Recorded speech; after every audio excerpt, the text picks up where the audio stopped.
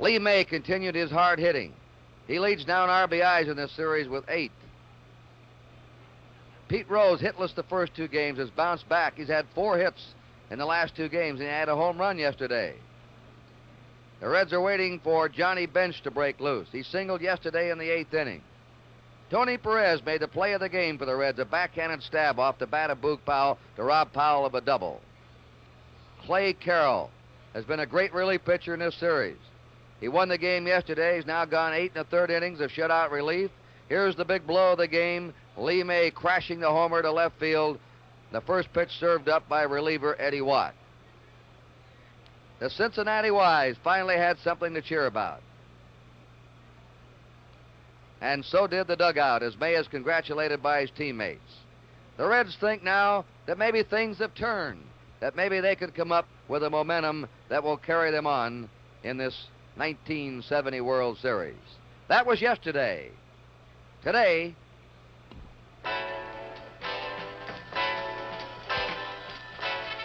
NBC Sports presents Game 5 of the 1970 World Series. The National League champs, the Cincinnati Reds, versus the American League champions, the Baltimore Orioles. Brought to you by the Gillette Company, makers of Right Guard deodorant and Right Guard antiperspirant in the silver can. By Phillips 66, the performance stock. At Phillips 66, it's performance that counts. And by Chrysler Corporation, extra care in engineering. Your host today, your local Chrysler Plymouth dealer.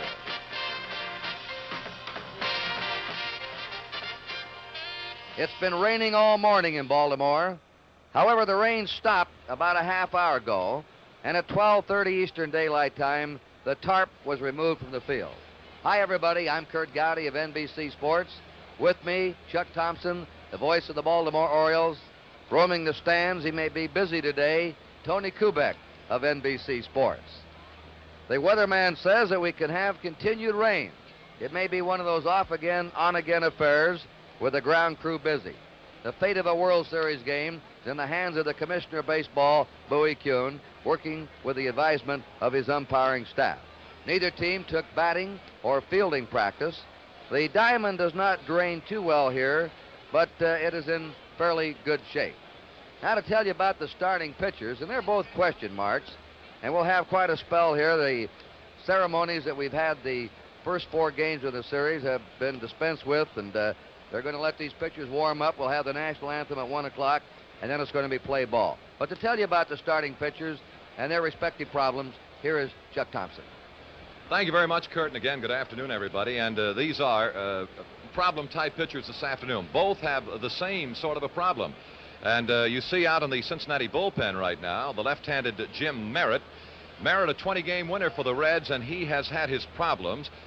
He suffered a strained elbow in the first inning at San Francisco on September the 8th and has pitched only twice since then. He went 3 innings, a run, and 4 hits against the Dodgers on the 26th of September. And then he went 5 1/3 innings with a run and 3 hits against the Pirates October the 4th in the second playoff game. And he feels that he is just about 95% ready. I'm sure that he will start this afternoon, of course, weather permitting. And then it will be strictly up to Merritt and to Sparky Anderson as to how far he can go. Now, for the Baltimore pitcher, here is Mike Cuellar, and he also has an arm problem. For the first time in 1970, over the past week or so, Cuellar has been taking heat treatments for a sore shoulder. He also has a rather sore hip. So both Merritt and Cuellar this afternoon face the same problems. They will warm up, they will make an effort to start, and it's strictly up to each individual as to how far he will go this afternoon.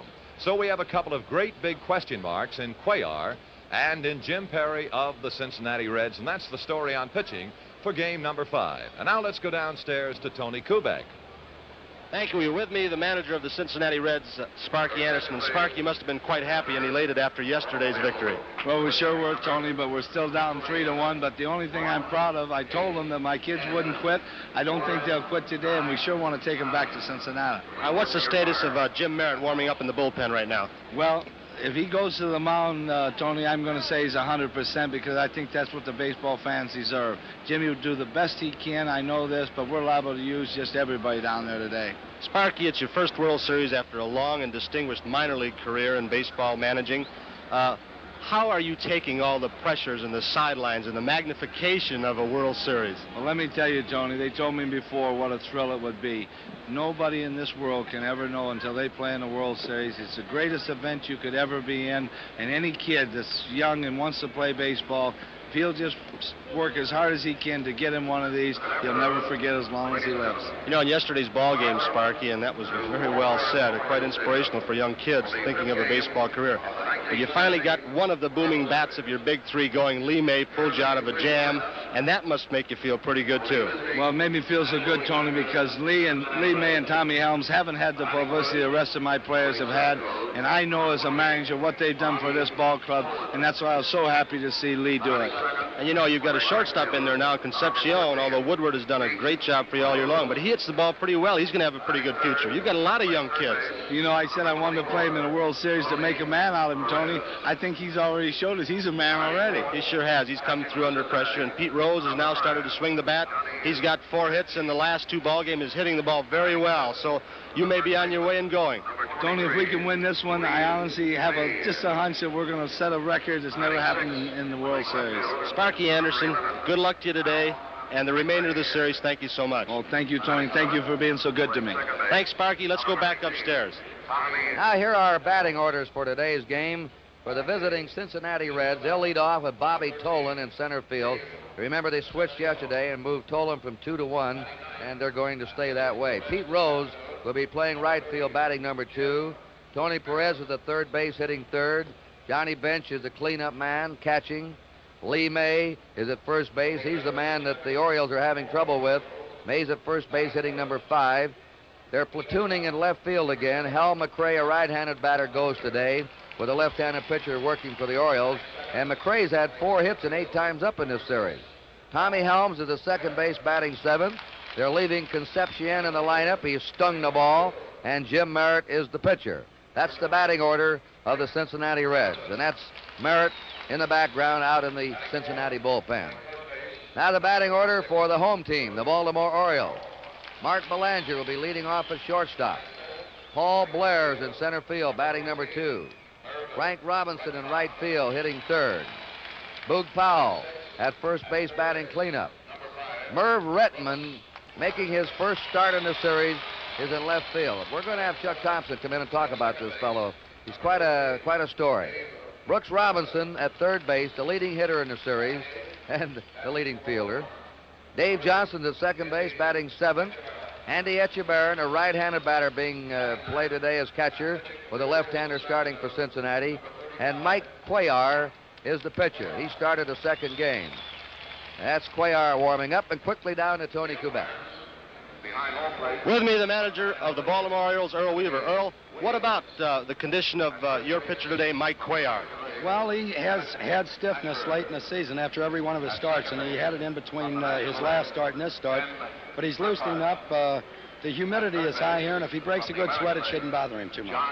Earl, should something happen, I don't want to speak in a negative vein, that something happens to that hip or the arm stiffens up, who would you go to? Do you know yet? Well, probably Tommy Phoebus or Dave Leonard, depending on the situation. It looks like if I'm going to have to pinch hit, I might bring Leonard in to get out of an inning and then bring Phoebus in to pitch a fresh one, maybe 3, till the next pinch hit situation arises. Earl, you know, in baseball, and I know back with our Yankee ball clubs, it seemed like the power hitters got all the publicity. But you're in our defense, and everybody knows Brooks Robinson, but you've got a couple of guys that are underrated as far as I'm concerned. Between Brooks Robinson and Boog Powell, that double play combination you've got could be the best in baseball. I think they are right now. They've been working together now 4 years, and they've improved each year, and they can turn it as quick as anybody in the American League, I'm sure. Earl, you're playing Rettenmoon today, I guess, according to the lineup. Is there any reasons for that?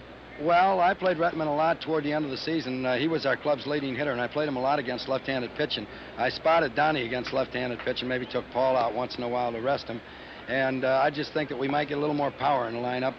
Donnie hits most of his homers left-handed, and Retman naturally hit 18 right-handed. Earl, I see right behind us at home plate, the umpires are coming out. I'll let you go. Thank you so much. Good luck. Okay, Tom. Let's go back upstairs to Curt. Chuck, tell us about Merv Rettenman. He's a part-time player here. Many baseball experts say he could play on many teams and be a star in the outfield. I believe that's true. In the American League particularly, Curt, there are many outfields that he would be able to play regularly. For Baltimore, as a part-time player this year, he had 18 home runs, knocked in 58 runs. He is an adequate defensive outfielder. He has a power, and a lot of power to right center and right field for a right-handed batter. And also, Curt, he has a very good idea of the strike zone. As a matter of fact, in his fine minor league career at Rochester, he was a leadoff batter. And he has served in that capacity for manager Earl Weaver. He is part of what manager Weaver refers to as the finest bench in baseball. And Rettenman, who came in to fill in for Paul Blair, who was struck in the face earlier this year, did a very, very good job. And I think when you look at a fellow who has had maybe 330-plus at-bats and has hit 18 home runs and knocked in 58, you've got quite a ball player sitting in the dugout. He was a great athlete at Ball State. If memory serves me correctly, and I hope I'm right about this, Curt, he was drafted kind of high by the Dallas Cowboys. I think they drafted him about number 4 as a running back. But fortunately for Baltimore in baseball, he stayed with us. All right, let's take a look down the field now. Cuellar still warming up.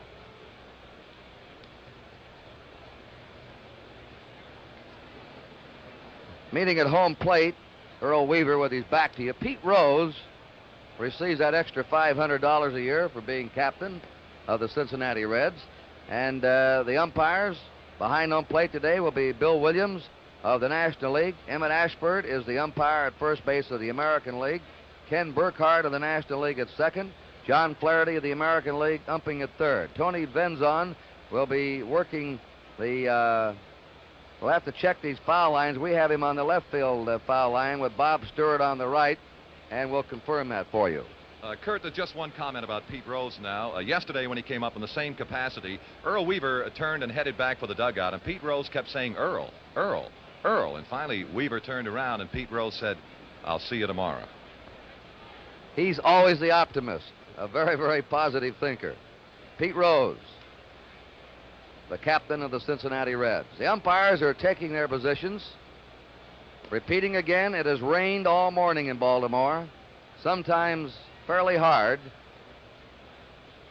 And about 12:20, the rain stopped. The tarp was removed at 12:30, a half hour before scheduled game time. So the home plate area, the pitching mound, and the infield should be in good shape. We will not promise you, though, that it won't rain again today. You know this Baltimore weather, Chuck. Anytime you're alongside a great body of water, you know, you can have changeable weather. Curt, the game hasn't even started. I've got to make a correction. Cowboys drafted Rettenman 12th, not 4th. Excuse me. Oh. Well, we pause briefly for station identification. This is the NBC Television Network. Ladies and gentlemen, please rise and join in the singing of the national anthem, which will be played by the 1st U.S. Army Band from Fort George G. Meade, Maryland.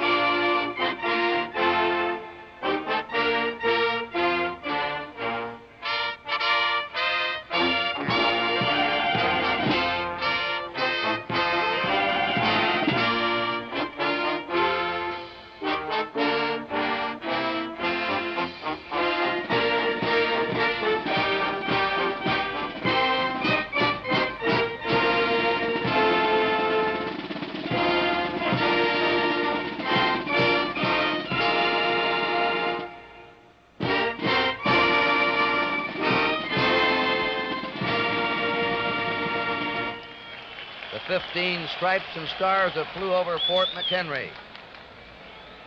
The inspiration for our Star-Spangled Banner. The 5th game of the 1970 World Series being brought to you from Baltimore as the Cincinnati Reds meet the Baltimore Orioles.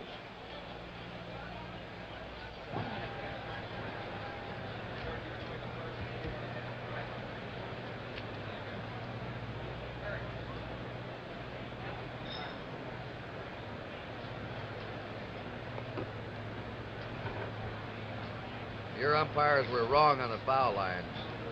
Yeah.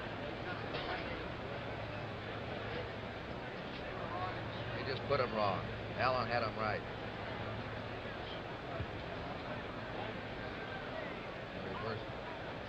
Who's throwing out the first ball? All right, here the umbrellas are popping up all over. It's starting to rain.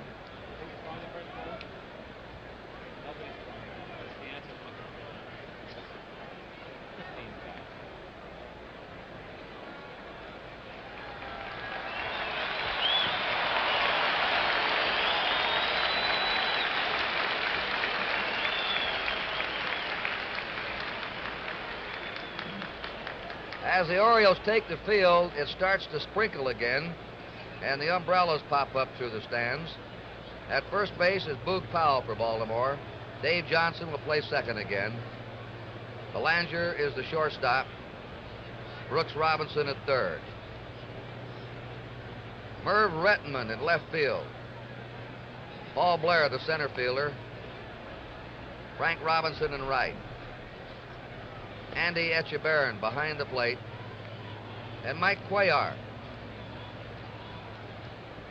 Went 2 1/3 innings in the second game at Cincinnati. Gave up 4 hits, 4 runs, walked 1, and struck out 1. The lights are on, and the Reds in the first inning send up Bobby Tolan, Pete Rose, and Tony Perez. Here's the batting order. If you keep score along with us, that Cuellar will be facing today. Quickly, Tolan in center field, Rose in right, Perez at third, bench cleanup catching, Lee May hitting 5th at first base, Hal McRae in left field batting 6th, Tommy Helms at second base hitting 7th, Dave Concepcion is shortstop batting 8th, and Jim Merritt will pitch and bat 9th. Mike Cuellar tied McNally and Perry for the most victories in the major leagues this year, 24. Playing center field, number 28.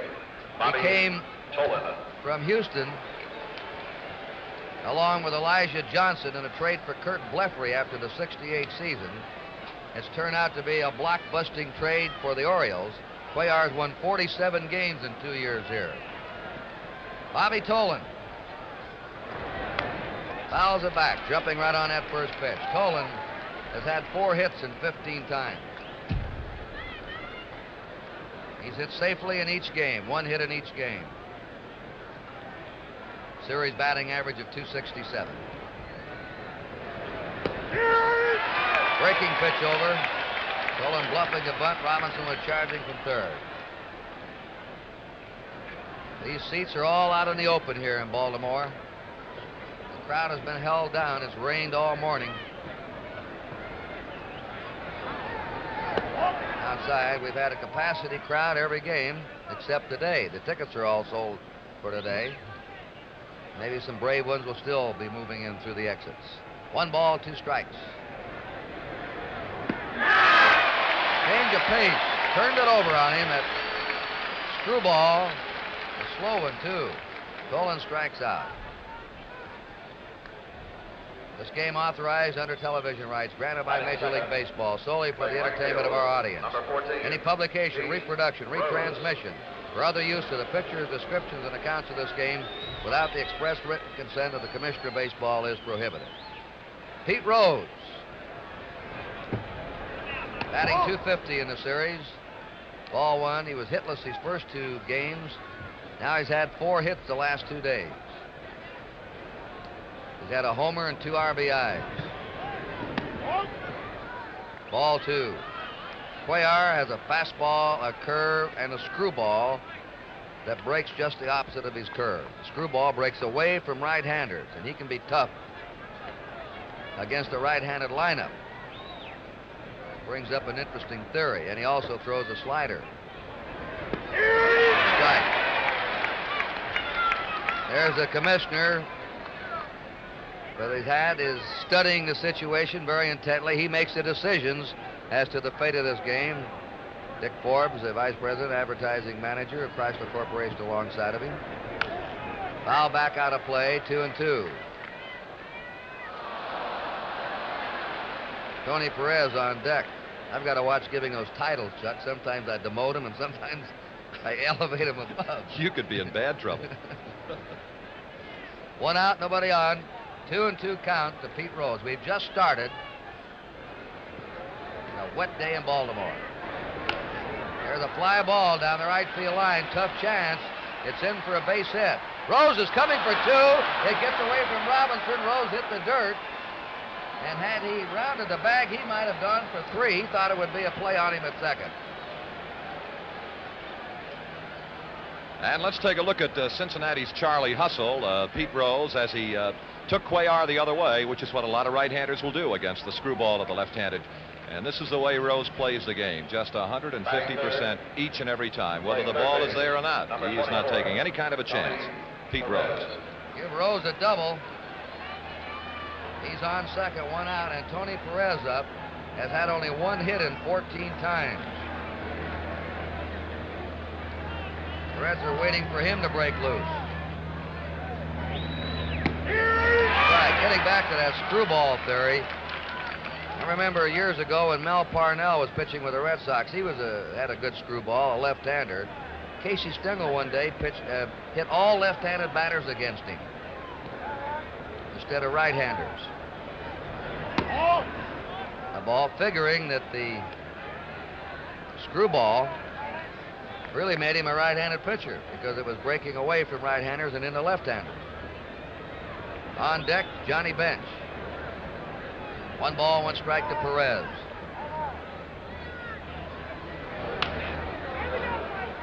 Foul ball. We have a mutual admiration society in this World Series.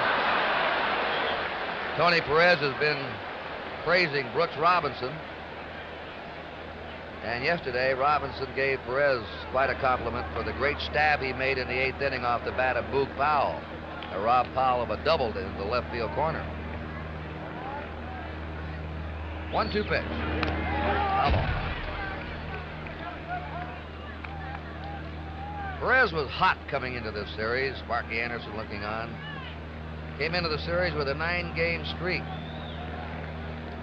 But he suddenly cooled off. 1 ball, 2 strikes. Power hitter, 40 homers during the year.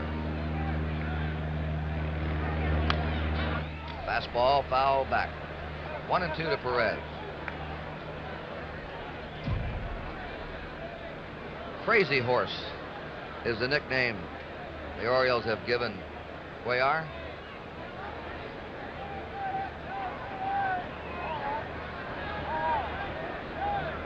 That's the screwball, down and away. You wonder why more pitchers don't use the screwball. It can be tough on the arm.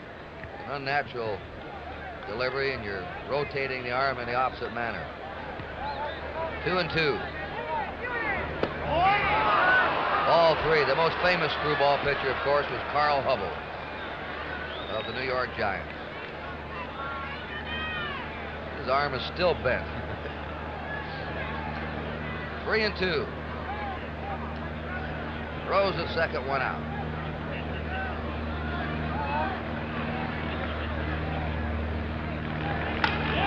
A fly ball hit out to left fielder Rettman. Rose holds at second. There are 2 down. And the batter is Johnny Bench,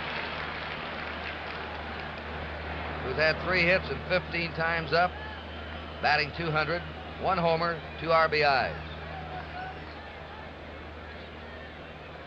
After the opening game here in Baltimore, Johnny Bench had a tough day. He went 0 for 4. But after the game was over, he got on the team bus to go back downtown, and he spotted somebody grabbing a purse from a lady out in the parking lot and called the attention of a Baltimore policeman, and the would-be criminal was apprehended. And Bench's comment was, "That's the only thing I've done right all day." 2 down, Rose at second.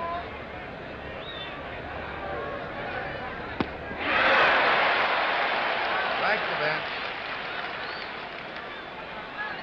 Cuellar was born in Santa Clara, Cuba. Lives now in Puerto Rico. He likes to pitch in hot weather. Likes to break a sweat.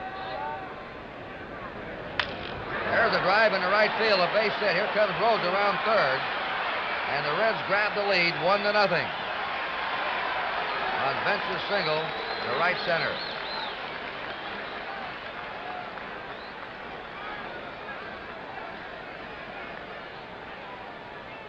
Lee May has swung a big bat in this series. He's carried the burden at the plate for the Reds.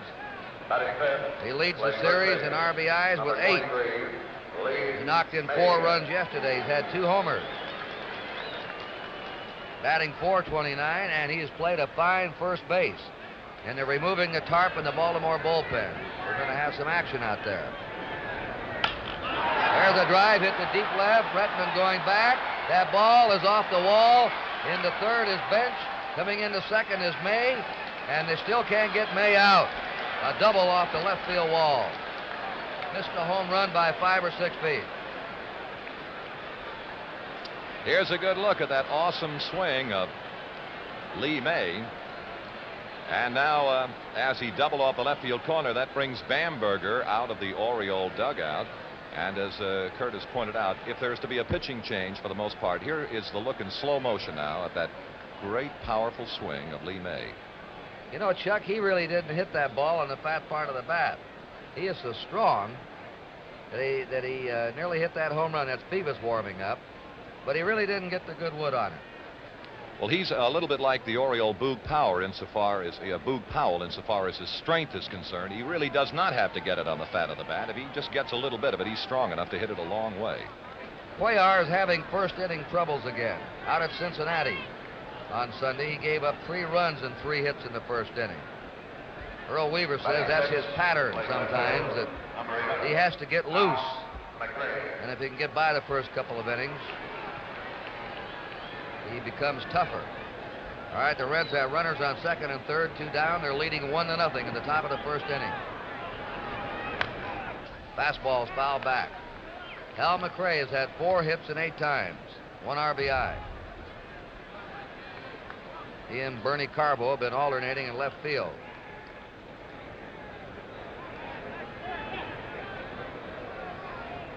Bench is at third, Mays at second. Outside the ball. McRae attended Florida A&M University. Born in Avon Park, Florida, lives now in Bradenton. Broke his right leg in winter baseball in the Puerto Rican League. A couple of years ago, set him back. A hot smash foul. And they're teeing off in Cuellar. 1 ball, 2 strikes. Just a slight breeze today. It's very humid here. And no breeze right now. It's a drive to right center. That'll score 2 runs. It's all the way back to the wall. McRae going to second. And holds with a double. And the Reds have come up with 3 runs in the first inning.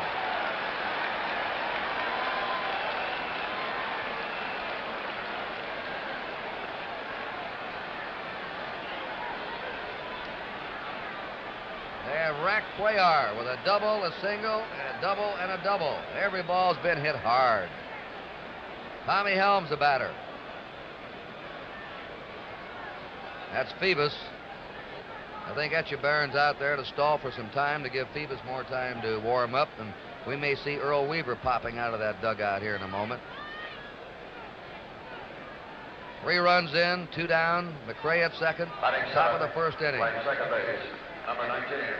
Tommy Helms. The Reds picking up where they left off yesterday. Tommy Helms up.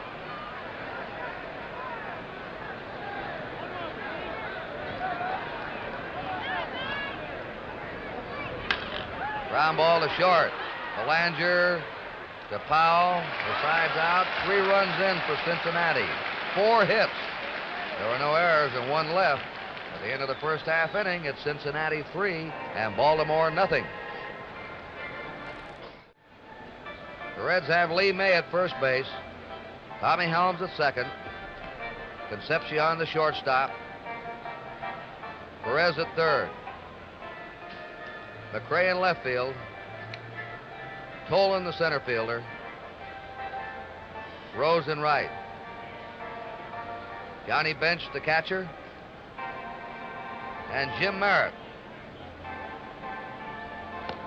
who's had tendonitis in his left elbow. He pitched 5 1/3 innings in the playoffs against Pittsburgh, won that game, gave up just 3 hits and a run, but had to leave when he tired. He has not pitched much the last few weeks. suffered a strained elbow, San Francisco on September 8th, and has pitched only twice since then. So not only his elbow is a question mark today, but I would imagine his stamina. Tom Phoebus is still warming up in the Baltimore bullpen. Here's the Baltimore batting order. Belanger at shortstop. Paul Blair, the center fielder. Frank Robinson in right, hitting third. Boog Powell at first, batting cleanup. Merv Rettenman at left. Brooks Robinson at third, batting sixth. Johnson hitting seventh at second. Echeverren catching and batting eighth. And Cuellar pitching and batting ninth. Jim Merritt, 26 years old. Born in Altadena, California. Lives now in West Covina, California. Used to be a clubhouse boy and also a ball boy for the Los Angeles Dodgers. Belanger leading off. Fouls it out of play. Belanger's had one hit in 14 times in the series.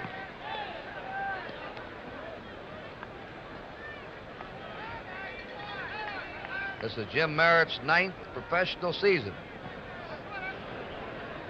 Began with the Twins organization in 1962. Pitched for the Twins in the American League 3.5 years. His second year with the Reds. Ball one. Merritt is one of the best control pitchers in baseball. He's averaged only 2 walks every 9 innings this year. 5 times he pitched complete games this season and didn't walk a batter. Led the American League in control pitching in '67. Ball 2, 2-1. Cincinnati's out in front, 3-0. Last of the first inning. For those that keep joining us, it rained all morning here. Foul ball, 2-2. The tarp was taken off a half hour before game time. There's Merritt's record this year.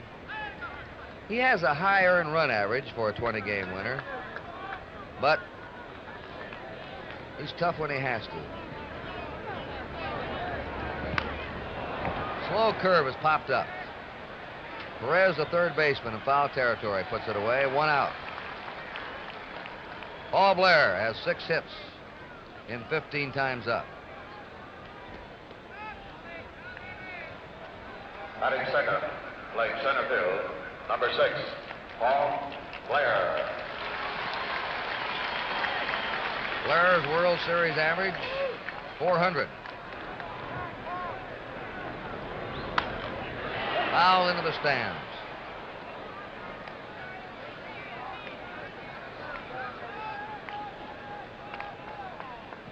On deck, Frank Robinson.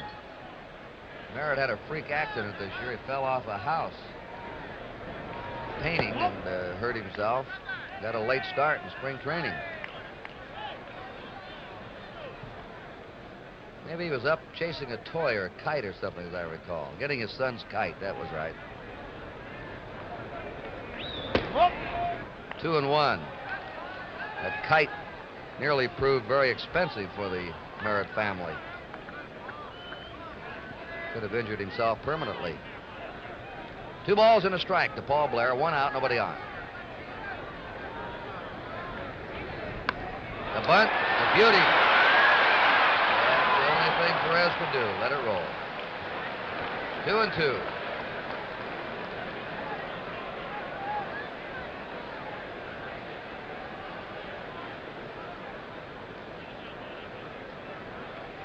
With the rain a threat here, we go by the rule book on an official game today. If the home team is behind, they have to bat through the last of the 5th inning for this to be an official game.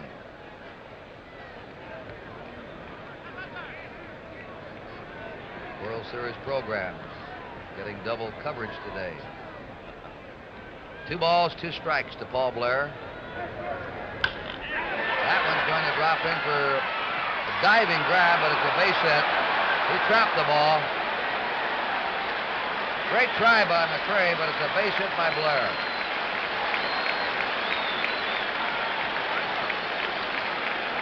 We'll give McCray a hand for his effort. Well, we'll take a look at the great effort from McCray once more. Here is his all-out effort to make it on the fly. And as you see, it hit right in front of him. And you got another fine call from umpire Tony Benson down on the left field side. McRae with an all-out gamble, and no doubt the Reds naturally cannot afford to lose. They're going to play it that way. Frank Robinson. 4 hits and 17 trips. Batting .235. You know, only one time has a ball been hit out of this stadium, and the man at bat did it back in May of 1966 against Louis Tiant of Cleveland. Ball 1. He hit it over the left field stands into a parking lot beyond, measured at 460 feet on the fly. Quite a poke, as we'll show you on our camera. Curve for a strike. The left field stands, he cleared them. Blair at first, 1 out. 3-0 Cincinnati. 2-1.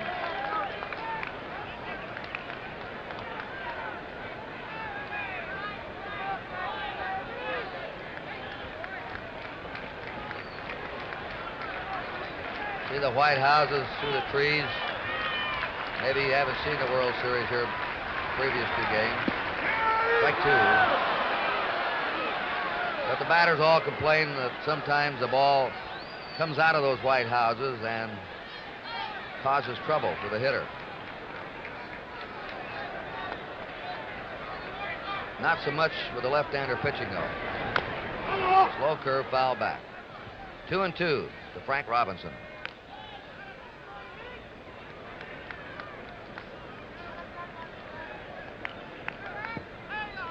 Frank went 9 times to the plate without a hit. When he came home to Memorial Stadium, though, he warmed up. 2-2 pitch to him. Curve is inside, 3-2. Let's see if they start Paul Blair now. He's on first, 1 out. The count 3-2 to Frank Robinson.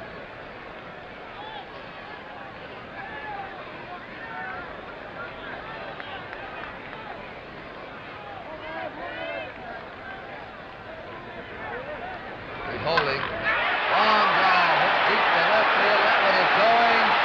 Goodbye.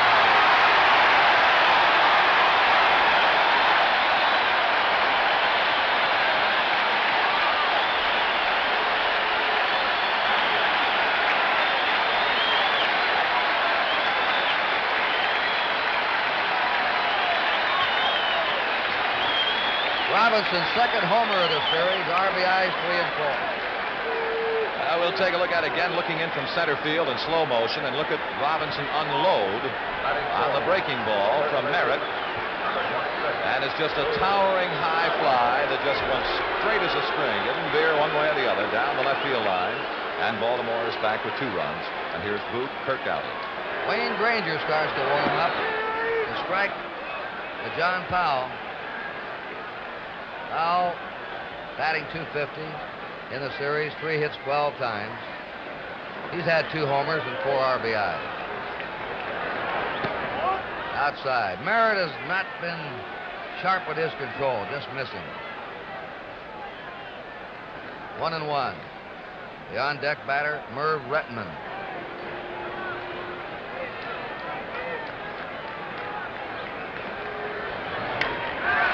High fly to left center. Maybe in a hole out there. Nope, going back for it. Concepcion with a fine play.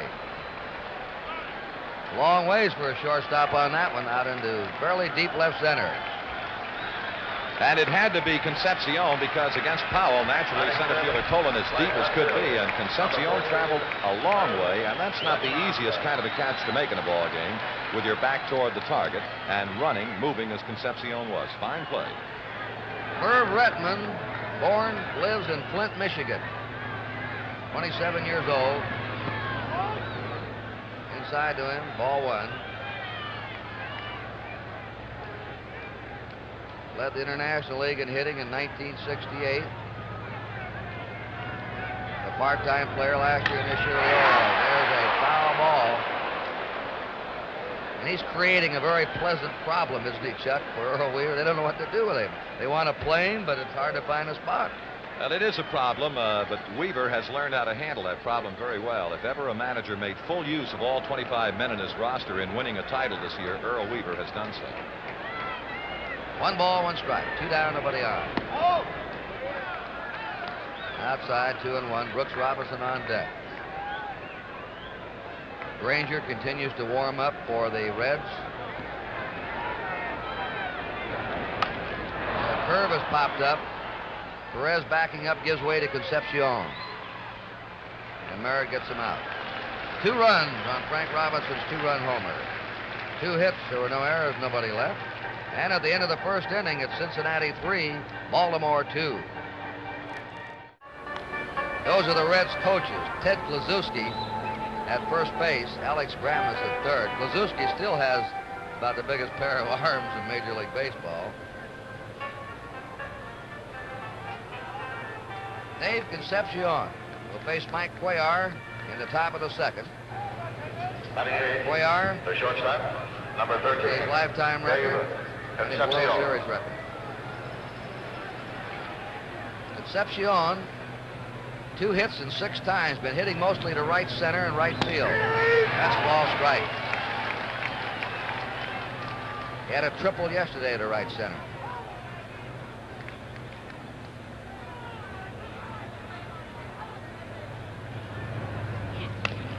Fouls a curve off. He was born and still lives in Venezuela.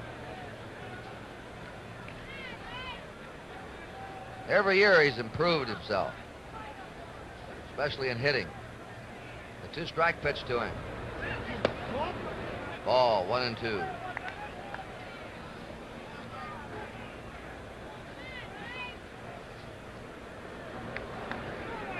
The light rain has stopped again. Out. The umbrellas have been put away temporarily. You see some weird outfits, Chuck, on a rain day at a baseball park, don't you? You really do. They defy description. They really do. 1 ball, 2 strikes. 2-2. Nobody on, nobody out. The Reds are ahead 3-2 in the top of the second.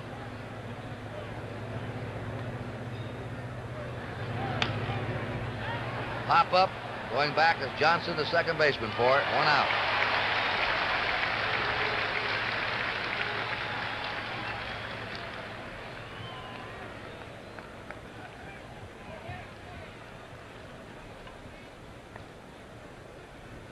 Jim Merritt is up.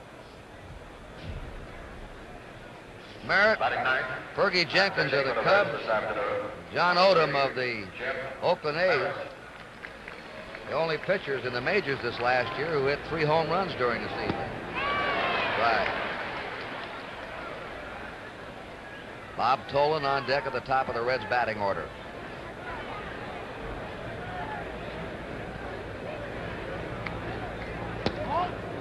One and one. 1 out, bases empty.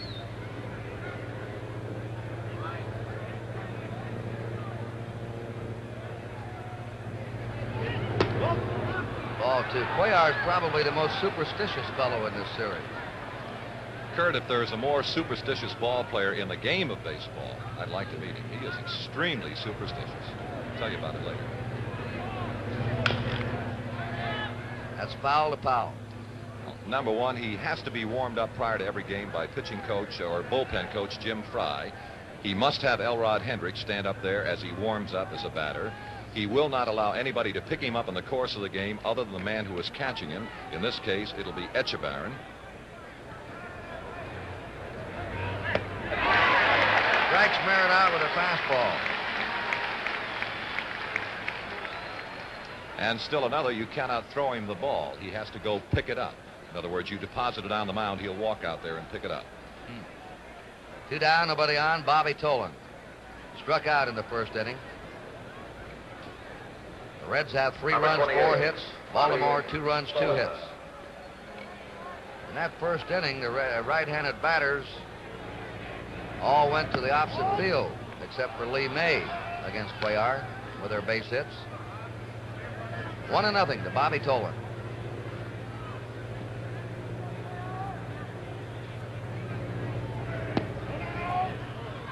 Two and nothing.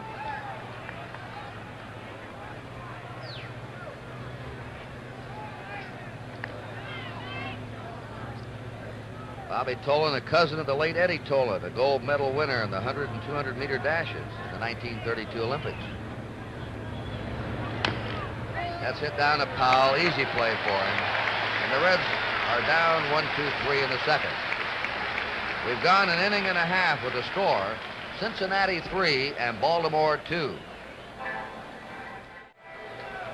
The Oriole coaches are George Stoller at first, Bill Hunter at third. Brooks Robinson has already received his ovation when he came out of the dugout. Brooks has the most hits of any batter in this series. 8 hits, 16 times up. He's batting .500.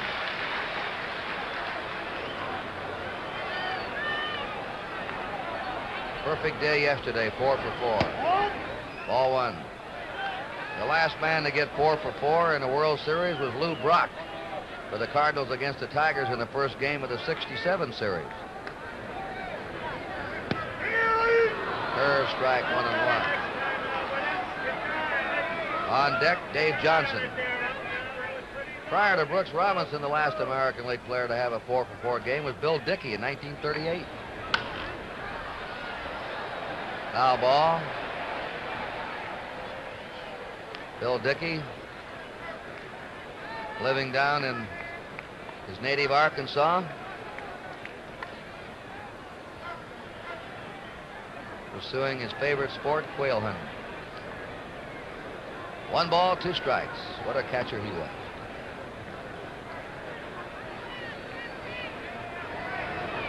That drive is out to deep left. McRae back, pulls it in. 1 down.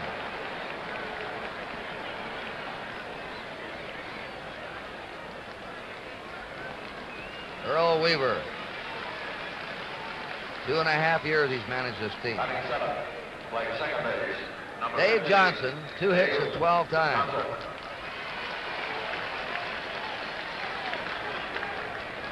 But has been a sure-handed second baseman in this series.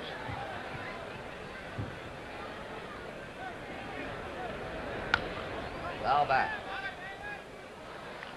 They joined us late. That's Wayne Granger. They keep him warming up in case Merritt's elbow goes suddenly. The Reds scored 3 in the top of the first. Frank Robinson hammered a 2-run homer in the last of the first for the Orioles. It's 3-2 Cincinnati. 1 ball, 1 strike. Rained all day here, and we still have, the weatherman says, more rain to come. Maybe we'll get lucky. A 1-1 pitch. 2-1. On the subject of rain, that was one of the quotes from Sparky Anderson yesterday after the game. He said, well, a little rain wouldn't hurt. Etchebarren on deck. 3-1. His pitching staff has been hit hard with injuries. Every extra day that he can get would help him, especially for his reliever, Clay Carroll. 3-1 to Dave Johnson. 1 out, nobody on.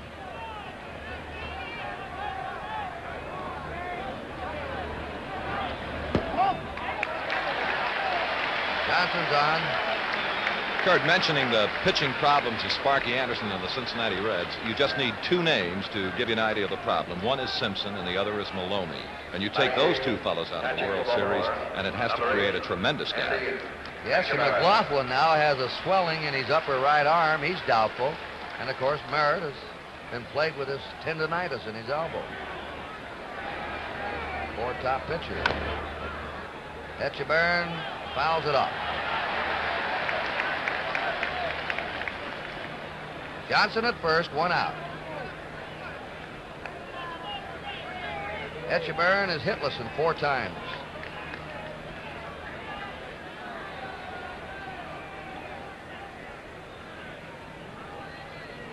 Twins and the Reds made a fine trade for both clubs in November of '68.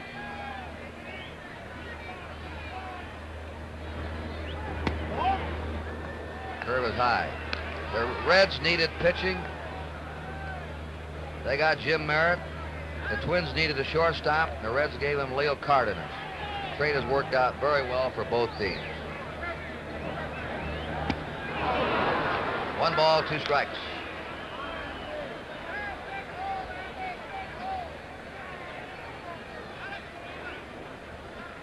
Merritt's only 26.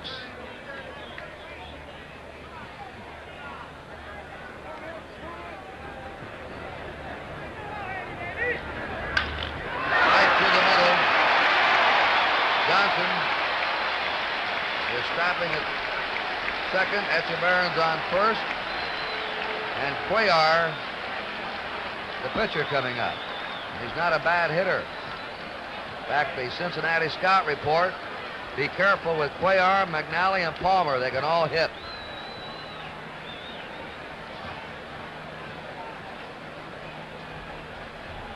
You'll notice today, with the rain all morning, that when the balls are hit through the infield, they're being slowed down by the wet outfield grass.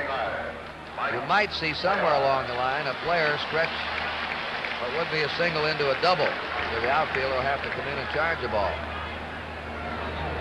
That's a drive to right center. Pete Rose grabs it on the run.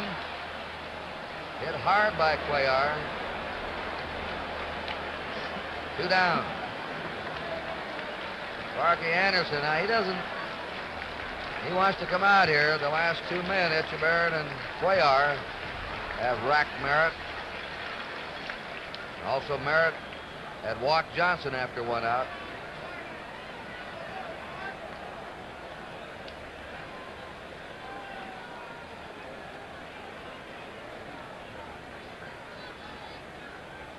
Sure, he's asking him about his elbow. Curt, as we look at Sparky Anderson talking to Jim Merritt, everybody should remember the fine catch Boog Powell made yesterday on the steps of the dugout off a ball hit by Johnny Bench. Well, it was none other than the Cincinnati manager, Sparky Anderson, who kept Powell, or was there to keep him from tumbling into the dugout. A fine gentleman, a fine pro. Wayne Granger's coming on to pitch. So Jim Merritt, with a bad elbow, is going to be lifted, and there's a break in the action here at Memorial Stadium in Baltimore. The score, Cincinnati 3, Baltimore 2. Now let's go down to Tony. With me down in Mr. Joe Cronin's box is Bob Short, the owner of the Washington Senators, and David Eisenhower, son of our president. And David, this year you've had an especial interest in baseball, and maybe you can tell us why. Well, as a matter of fact, thanks to Mr. Short, I had an opportunity to work for a big league club and to see how one operates from the inside. This is something I've always dreamed of doing, and Mr. Short and Mr. Burke and the Senators made it possible. I've got to ask Mr. Short if you were the one that engineered that McLean trade. No, I think he's almost as critical of it as the manager, but I know both the manager and David understand that if we wanted McLean, we had to pay a price, and while it was a big price, I think that in June or July we'll know whether it was too much or not enough. Bob Short, David Eisenhower, thank you so much. Let's go back upstairs. Wayne Granger, born in Springfield, Massachusetts, lives in Huntington, Massachusetts. He attended Springfield College. His second game in the series.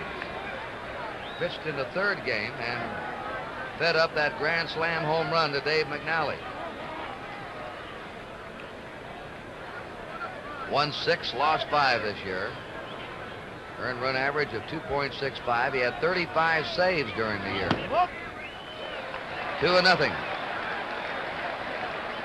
Belanger fouled out his first time. He's hitless now in his last 12 times at bat.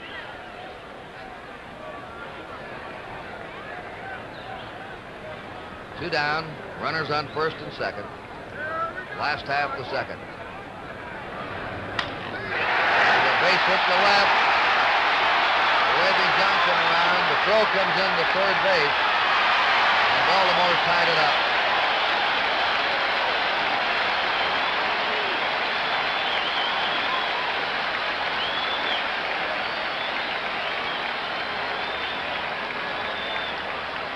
Belanger getting his first series RBI. Etchebarren held at second. Belanger's at first. That run is charged to Merritt.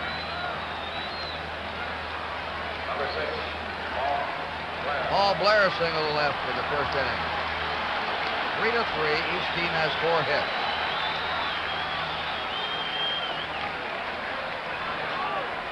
Been an odd series. Leads haven't meant much in this series.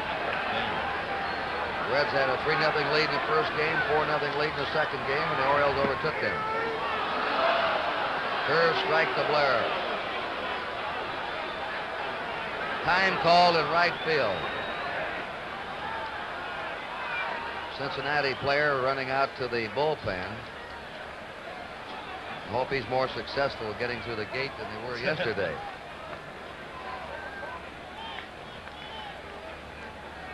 One strike.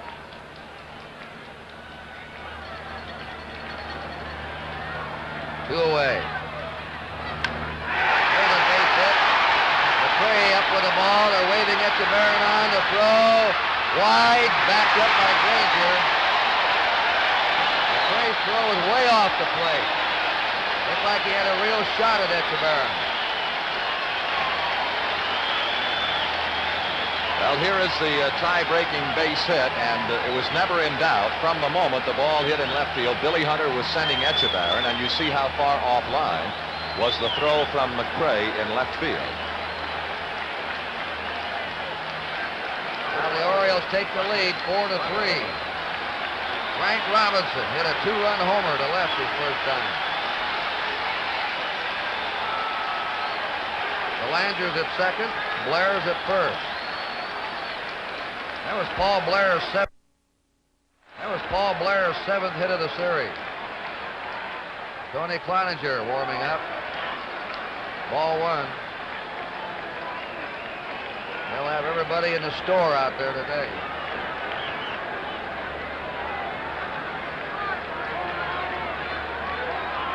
The 4 runs are charged to Jim Merritt. A high fly to center. Poland, plenty of room for it. The Orioles are out, but they take the lead. 2 runs for Baltimore, 3 hits, no errors, 2 left. At the end of 2 innings, Baltimore 4 and Cincinnati 3. This 1970 World Series is being seen via satellite in Puerto Rico and Caracas this year. Also seen in Taiwan, China for the first time and heard in the Chinese language. Seen in many other countries throughout the world. And on land and sea, the games are being carried via the Armed Forces radio. Remember the 1920s when they used to do the World Series by telegraph around the country. They had a big diamond downtown, some office. In fact, the people would gather there in the street corner to watch and hear the progress of the play. Rose doubled his first time. 1 strike to him.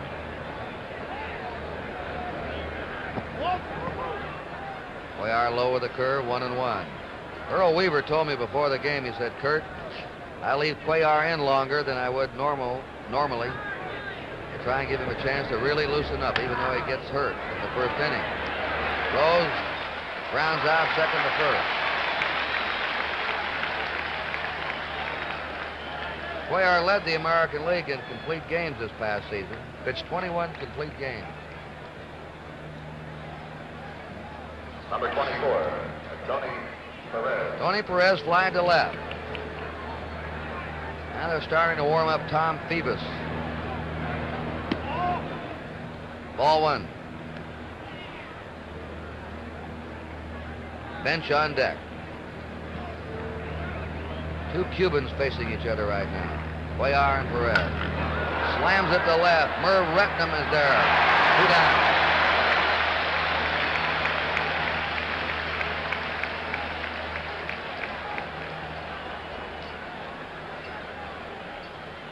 Tom Phoebus. Number 5, Johnny Bench. Well, and the bullpen's really interested in the ball game with a newspaper out there. Johnny Bench, single to right. Fouls it back, knocked in a run in the first inning. Should we protect him and say it had to be the Sporting News?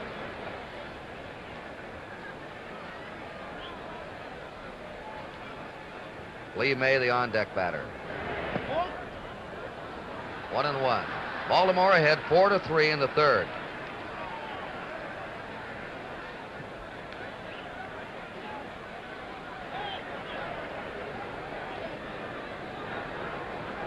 Two out, nobody on. Off-speed pitch, full bench.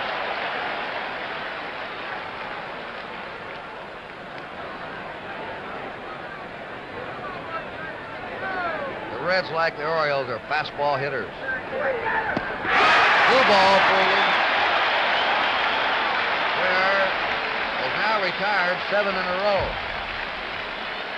At the end of 2.5 innings, Baltimore 4 and Cincinnati 3. Special tour sponsored by the USO. 20 Major League Baseball stars will visit our troops in Vietnam, tour the hospital bases in Japan, Guam, and the Philippines after the World Series. They'll head out October 27th. Chuck Dobson, Jim Nash, Danny Cater, Sam McDowell, Bud Harrelson, Willie Stargell, Jim Grant, Phil Necro. 4 different groups will make the tour, sponsored by the USO. John Powell popped up his first time.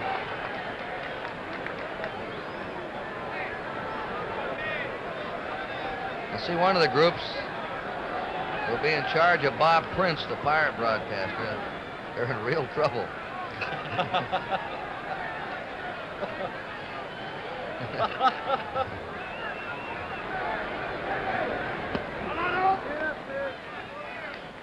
We're just kidding. Bob,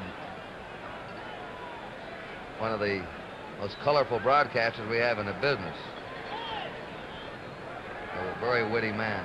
1 ball, no strikes. Strike, 1-1. Merv Retman on deck, and then Brooks Robinson. 4-3. Last of the third. Baltimore ahead. There's a drive to deep right. Rose going hard, can't get it.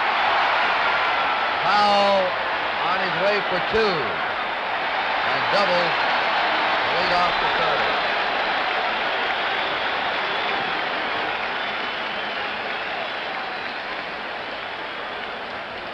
We can take a look in split screen. You'll see the delivery from Granger and the Powell swing.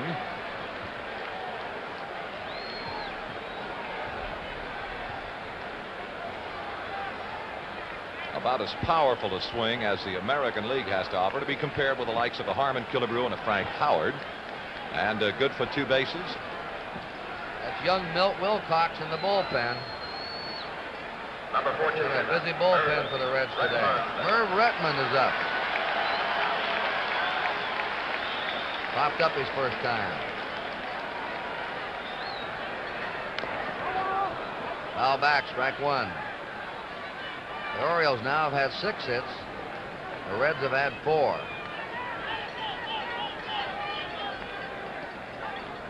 Four to 3 Baltimore, last of the third.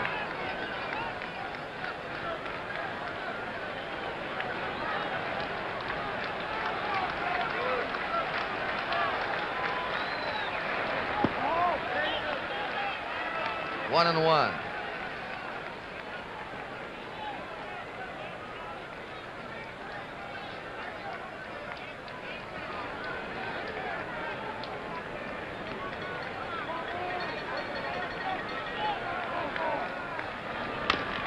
Up the middle.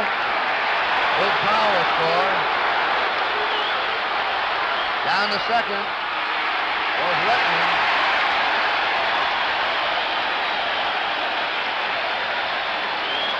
Retman winds up at second on the throw to the plate. Look at it again. Here's your base hit through the middle of center field. And Tolan makes his play at the plate a lot closer than it appeared it would be. That's Powell's left foot over the plate prior to the tag. And now you can take a look at the big man. Once he gets underway, Powell runs well for a man his size.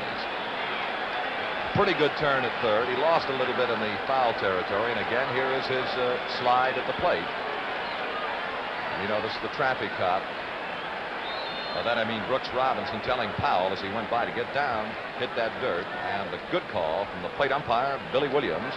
And Sparky Anderson is on the scene again as Baltimore now leads 5-3, and it bears repeating, as Curt Gowdy pointed out a moment ago, what kind of a lead do you need to win when you get the Reds and the Orioles together?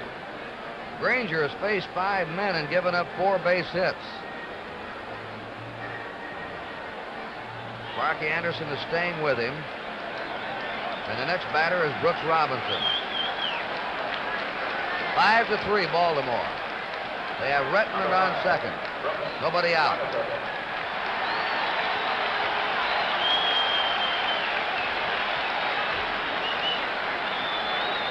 Baltimore scored at least 1 run each inning.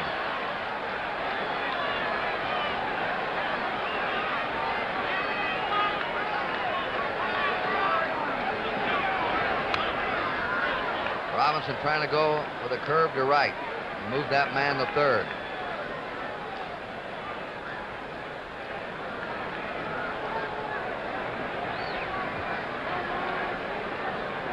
Robinson has been red hot in the playoffs in the World Series.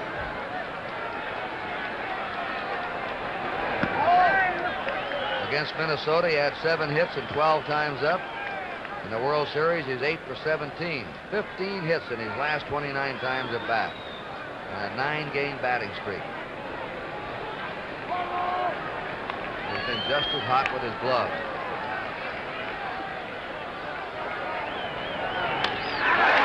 Hard. Helms. In time. Helms hung with that one beautifully. Rettenmund's over at third. Let's look at it again and watch Helms as he really battled to maintain control. More than anything else, he wanted to keep the ball where it is in front of him, and he did that. And throws out Brooks Robinson. And again, a repeat of what Curt said momentarily, how obviously Brooks was trying to go to the first base side to advance Rettenmund to third base. Those are things that never show up in the box score, but the good players do them and help their team. So Rettenmund now at third. And the Reds have to bring the infield in with 1 out. Strike to Johnson. We pause briefly for station identification.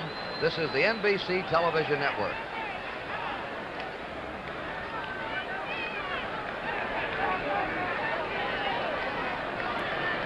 Dave Johnson walked his first time. Infield in. 1-1.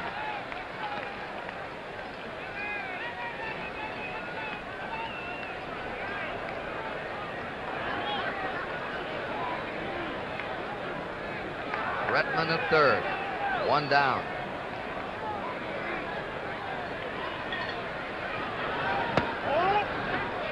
Two and 1. You're Leary on those bags with Johnny Bench behind the plate. He can pick you off.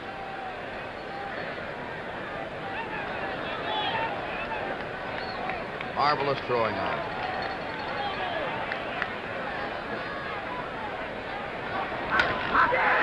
Base hit to left field. And Brooks Robinson getting that man over to third. Set up the run.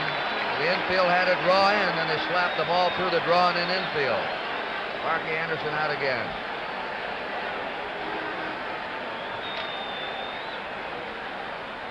That's Milt Wilcox. Granger has been no puzzle to Baltimore. The Orioles have tagged him for 6 hits. So there's a break in the action here at Memorial Stadium in Baltimore. The score, Baltimore 6 and Cincinnati 3.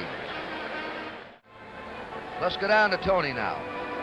With me down here on the field, the Commissioner of Baseball, Bowie Kuhn. And Commissioner, you had a tough job before the ball game, and your staff of Joe Reichler, Charlie Seagar, and, well, I couldn't mention them all, had some tough decisions today before the game. Well, in a game like this, Tony, you live with the weatherman. You watch the condition of the field. You watch the way that rain is coming down and whether it looks like it's letting up.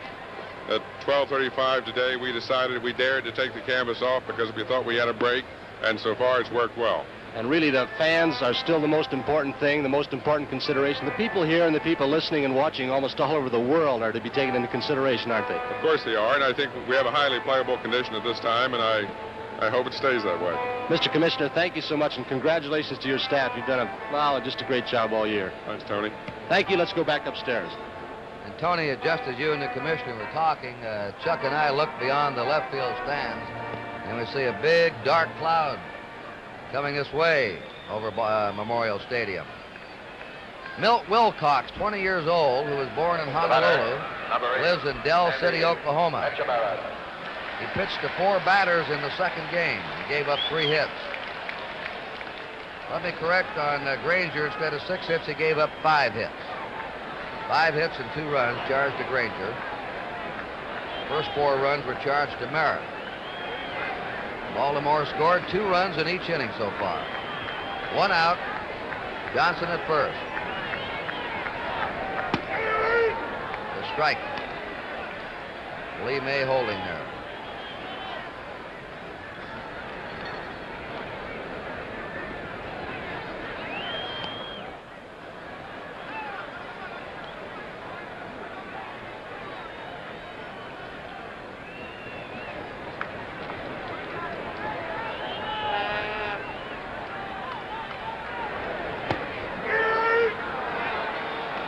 Good fastball by Wilcox. Strike 2.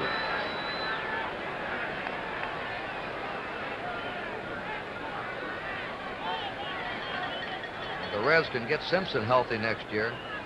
They have quite a core of young pitchers. 1 and 2. Gullett, you've seen him in the World Series. Wilcox is only 20. Simpson's 21 or 22.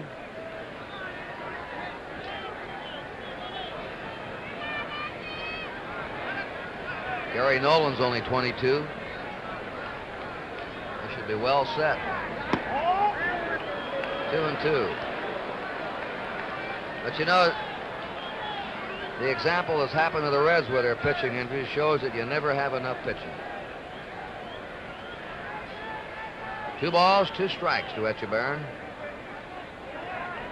A high fly out to Pete Rose. Johnson played it halfway, 2 down. And Cuellar, the pitcher, coming up. Cuellar hit a grand slam homer in the playoffs against Minnesota. After a shaky first inning, he settled down. Mike Cuellar.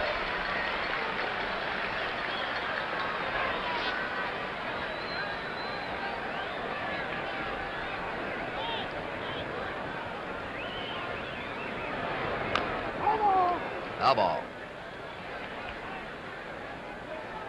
One thing you note on these Baltimore pitchers at the bat, Chuck, is the Reds don't play them to the opposite field. As you mentioned, they are, I'd say, fair hitting pitchers, not really good hitting pitchers. But a fellow like Cuellar is one of those, I think you honestly say he is quite dangerous if you happen to throw it where he's swinging. He takes a full rip at each and every pitch, and that foul ball is giving him a little discomfort, as you see. Manager Weaver and Salvon, the trainer for the Baltimore Orioles, started out of the dugout, and I think Cuellar sent him back, but now trainer Ralph Salvon and Earl Weaver are going to come on the scene, so it's obvious that the sting of that foul ball is quite uncomfortable. Whether it was the knee or below, I'm not sure, and apparently now they are touching the inside of the shin on that right leg. And now the back of the leg. That's that freeze spray they put on to deaden the nerve endings, the pain.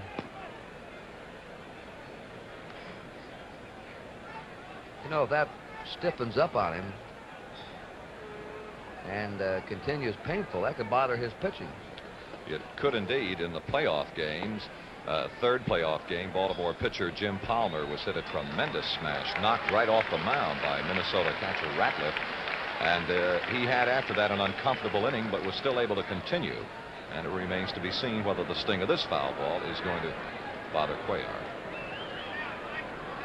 Baltimore's leading 6-3, last of the third. They have 2 down, Dave Johnson at first, and a 1-strike count to Mike Cuellar. Outside to him, ball 1, strike 1. Belanger on deck at the top of the order. Every Oriole has hit safely so far, with the exception of Brooks Robinson and Cuellar. 2-1.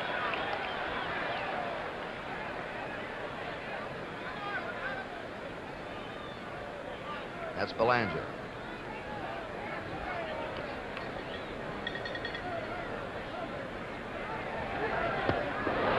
Low curve, 2-2.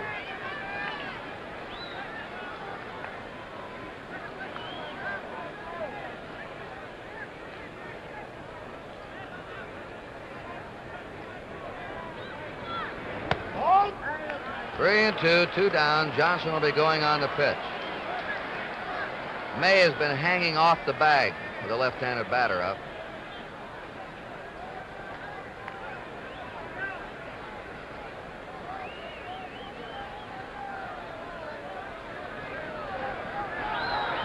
Runner going, fouled into the stand.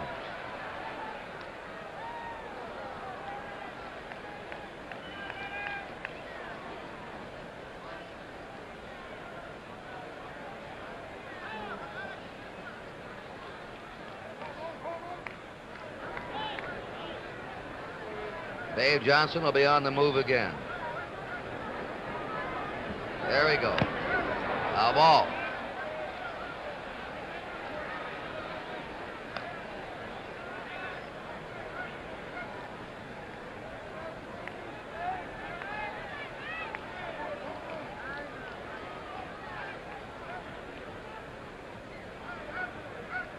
Wilcox won 3, lost 1.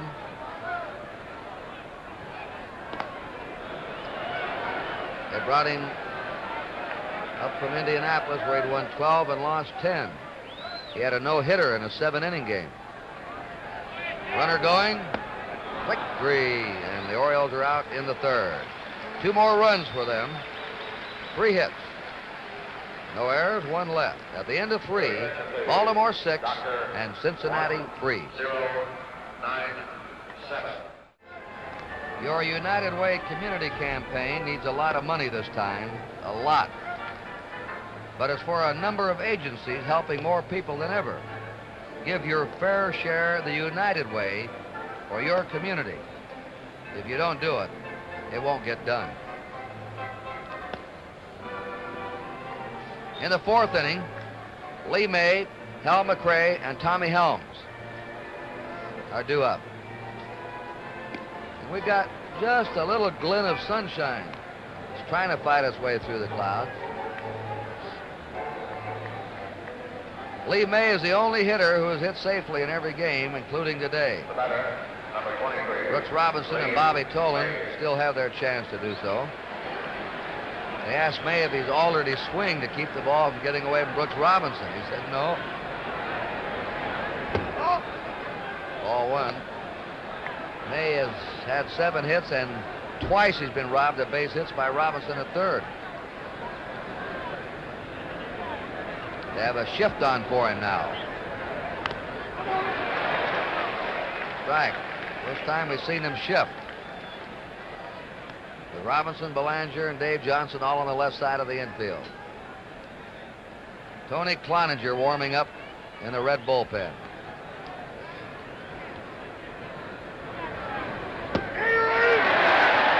One ball, 2 strikes. Cuellar has had a stiff hip and a stiff arm. Struggle in the 1st inning. Since then, he's been sharp. 2-2.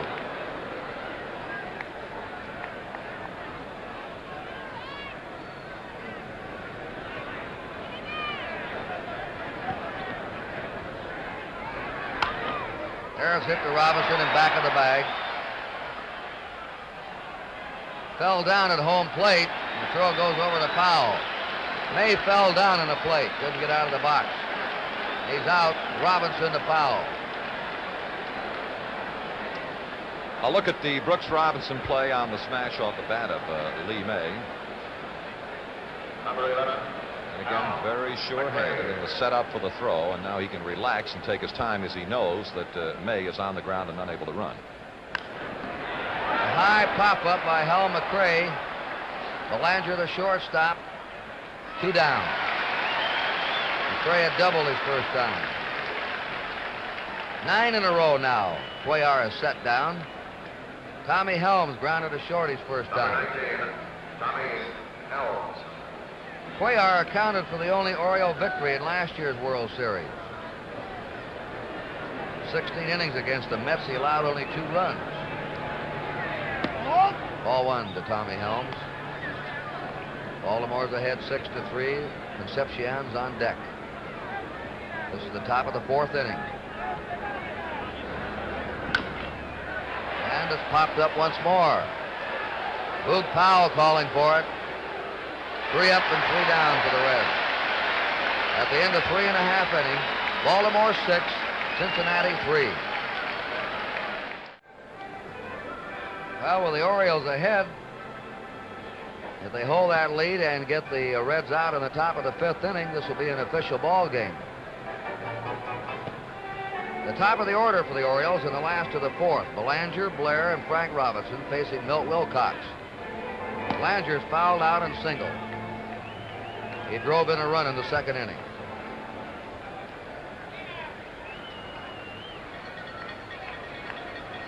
The batter, number 7, Mark Belanger.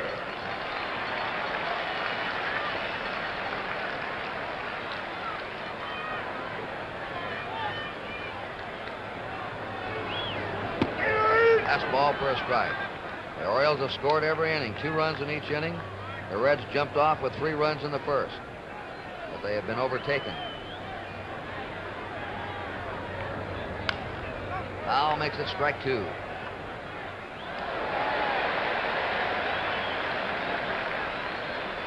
Paul Blair will be up next.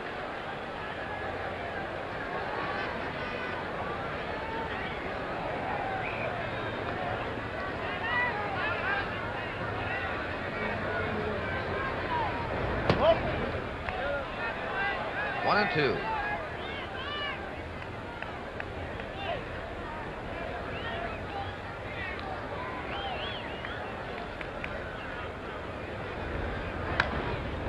Foul back again.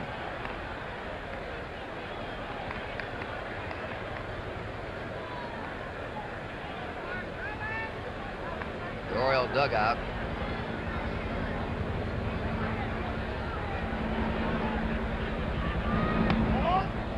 Two and 2. Nobody on, nobody out.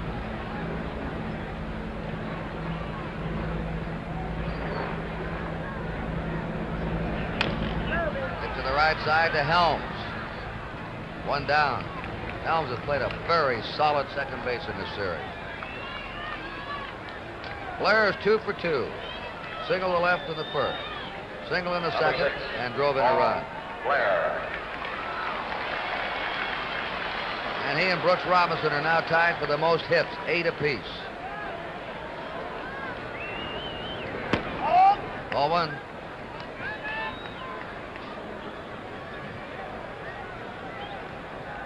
The Orioles are leading the Reds 6-3 in the last of the 4th. Changeup is over. 1-1. Frank Robinson will be up next.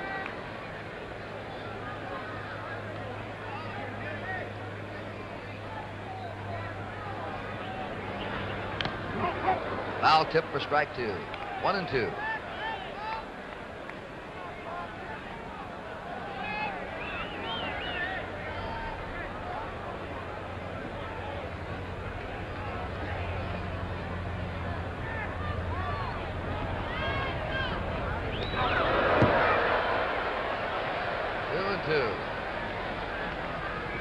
The record for most hits in a 5-game series is 9.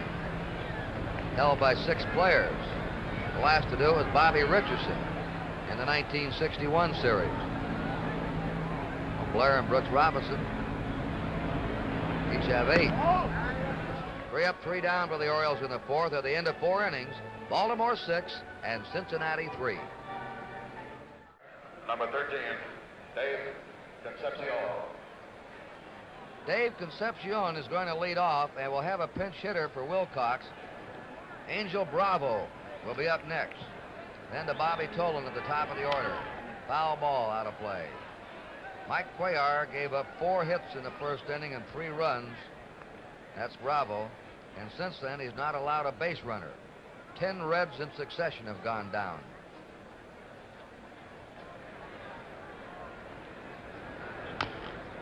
Chop foul. Strike 2.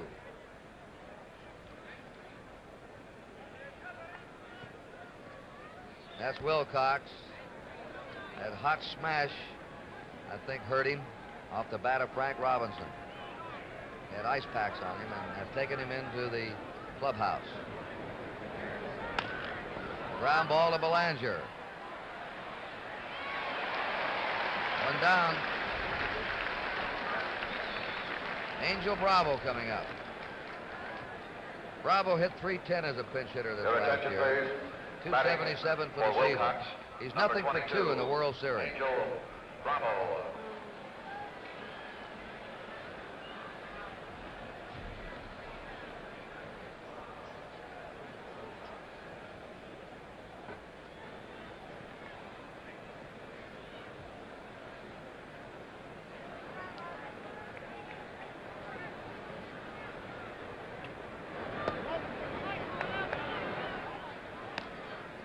Ball 1 to him.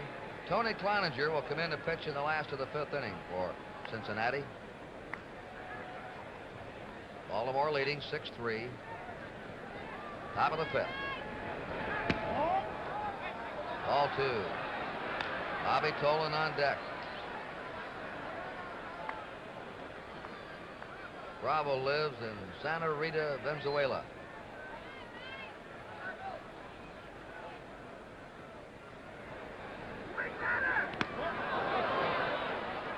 Three and nothing. 69, he led the Pacific Coast League in batting.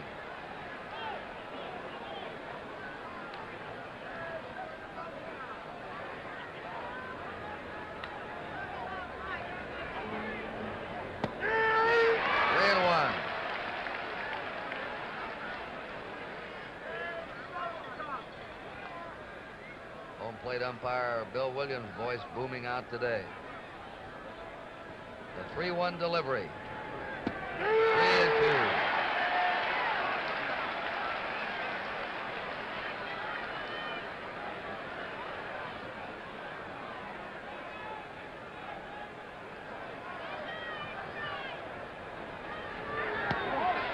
There's a first base runner for the Reds since the first inning.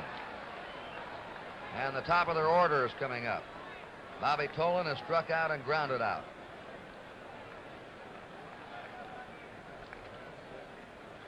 Number 28. Action is going to start again in the Baltimore bullpen.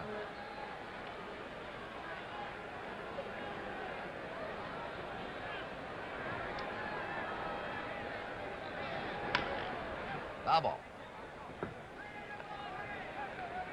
Tom Phoebus warming up.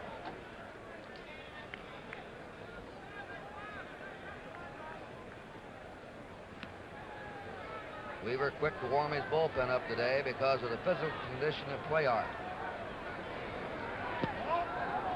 1-1. He's been complaining of a stiff hip and a stiff pitching arm.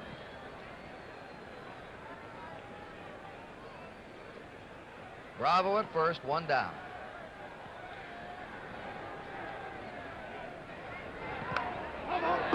Tried to get out of the way of that inside pitch. Fouls it off. 1-2.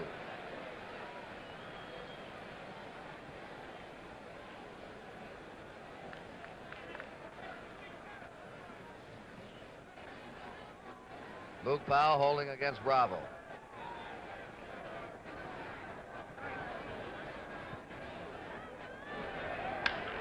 Fly ball to left field. Merv Redmond is there. 2 down. Pete Rose, the switch hitter, will be batting right. He's doubled to right and grounded out. 1 more out, and this is an official ball game.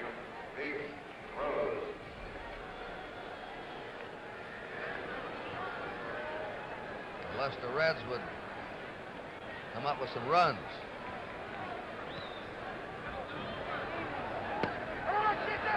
He committed himself. It's a strike.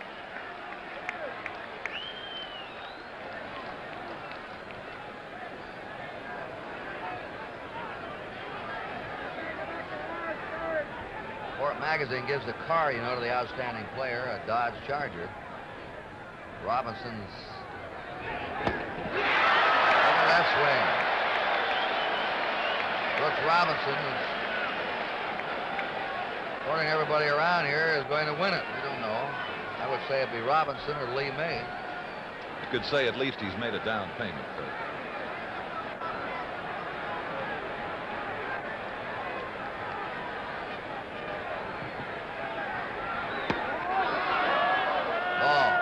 Cuellar's last 2 pitches have been the hardest he's thrown.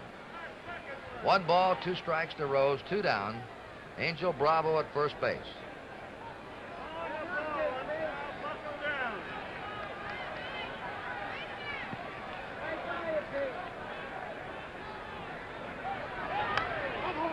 Out.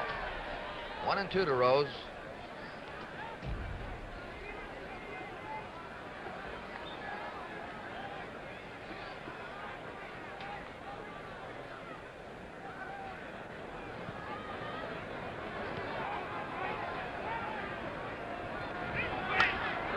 The drive hit to deep right. Robinson backing up. And we now have an official ball game here in Game 5 of the World Series. In the 5th inning, no runs, no hits, no errors, 1 left. At the end of 4 1/2, Baltimore 6, Cincinnati 3. Tony Cloninger's coming in for the Reds, and while he warms up, let's go down to Tony Kubek. With me on the field, the chairman of the board of the Baltimore Orioles, Mr. Jerry Hoffberger. And Mr. Hoffberger, you and your staff have put together one of the finest teams in baseball history. Well, Tony, we have a great team, and I think the credit goes to Harry Dalton, Frank Cashin, and Earl Weaver, and the coaches. They're the guys who really run the club, and the fellows out there doing the job for them. And we're glad to be here today. Well, you put on a fine performance, and that guy you've got at third base is unreal. We'll come back and see him next year, Tony. Jerry, thank you so much. Let's go back upstairs. Thank you. Tony Cloninger will become the 4th Cincinnati pitcher. Merritt, Granger, Wilcox, and now Cloninger. The Orioles are leading 6-3 as we go to the last of the 5th inning. And to take over the play-by-play, the voice of the Baltimore Orioles, Mr. Chuck Thompson. Thank you, Curt, and again, good afternoon, everybody. Here is Cloninger. He was the loser in the 3rd game, the first one played here in Baltimore. He pitched 5 1/3 innings, 6 hits, 3 walks, 3 strikeouts, 5 runs, and was nicked by the home run bat of Frank Robinson in the 3rd and Don Buford in the 5th inning. Tony Cloninger. And it'll be Boog Powell, who had been 0 for his last 8 official at-bats until he doubled into right field in the 3rd inning.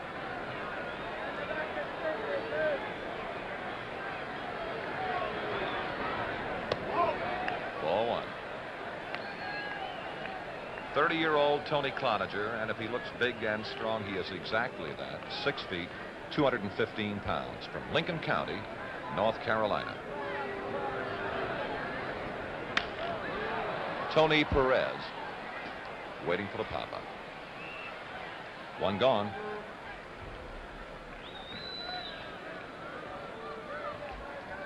Baltimore left fielder Merv Redmond popped to short in the 1st.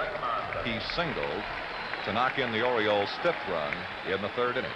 Baltimore 6 runs, 8 hits. Cincinnati 3 runs, 4 hits in this last half of the 5th inning.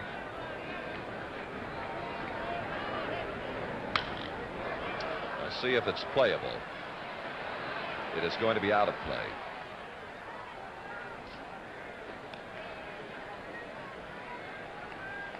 In this World Series, now in Game 5, Tony Cloninger becomes the 16th pitcher used by Cincinnati.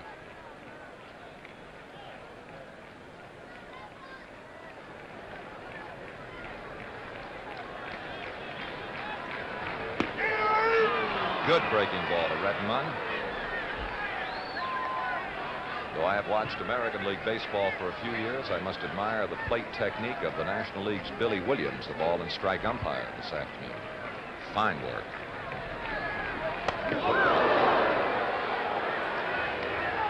One and two.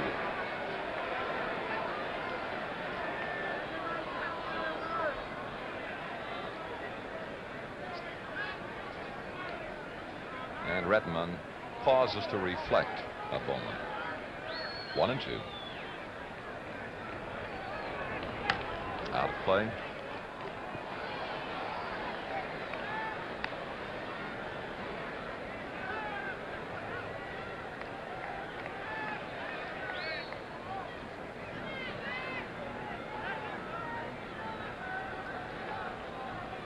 Cloninger, in 19 starts this year, did not pitch a complete game.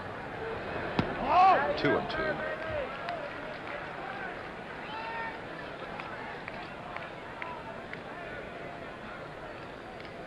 He was the starter in the third game of the playoffs against the Pittsburgh Pirates. Came out with no decision. And that'll make it 3 and 2 to Rettenmund.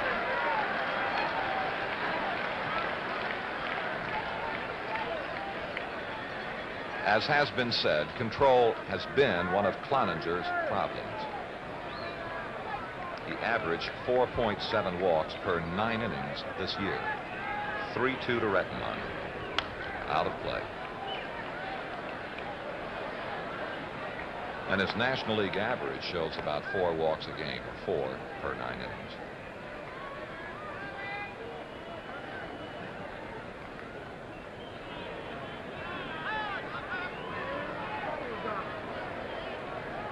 Three-2 again to Rettenmund. Out of play. As has been mentioned, Cloninger's best year in baseball, and what a year it was, 1965 with the Milwaukee Braves. He won 24 and lost 11. Since that time, his best year with the Atlanta team was in 1966, winning 14, losing 11. Right field, if it stays fair, it could be trouble. If it stays fair, it is. Fair ball, home run for Rettenmund.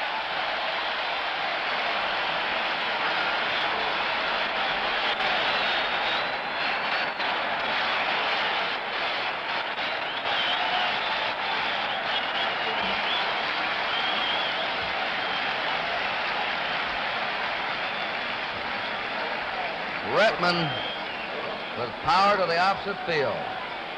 Watch Tony Cloninger's reaction after the bat meets the ball. Rettenmund hit 18 home runs with a part-time player this year. Cloninger looking up.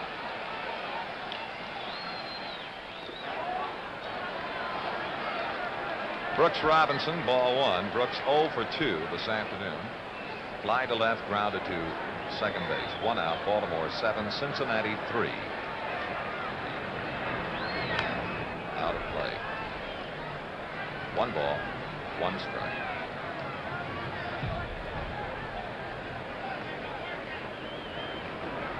Cloninger gave us the first indication that that was going to go all the way. 1 and 2 to Brooks. The Orioles now have out-homered the Reds 10 home runs to 5 in this series.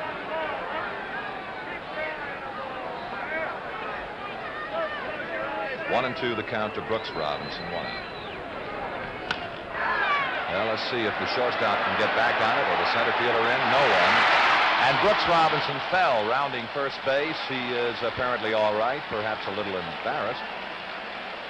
But that now is the 9th hit in the 1970 World Series for Brooks Robinson, tying a record that Curt Gowdy mentioned earlier.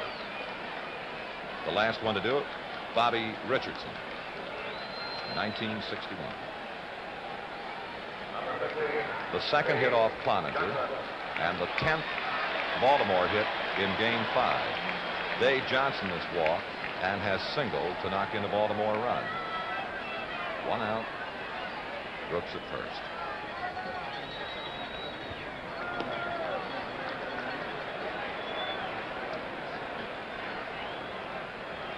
This is Ray Washburn in the Cincinnati bullpen. Let it look at him over there. No, he just missed. Ball one.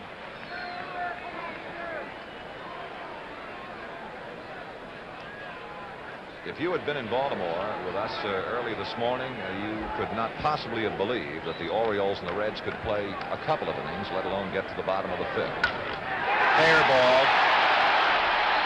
In the left field corner, you're watching McRae.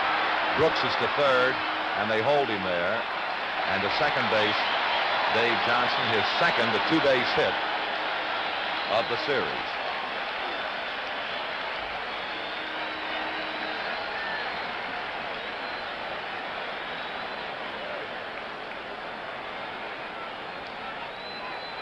Cloninger got Powell on the pop-up to Perez at third, then Rettenmund homered, Robinson singled, Johnson doubled, and now Echebarren with one out, runners second and third. Outside of Clay Carroll, the Orioles have treated the bullpen of the Reds very roughly. And the strategy, as you see by Cincinnati, intentional pass to Echebarren.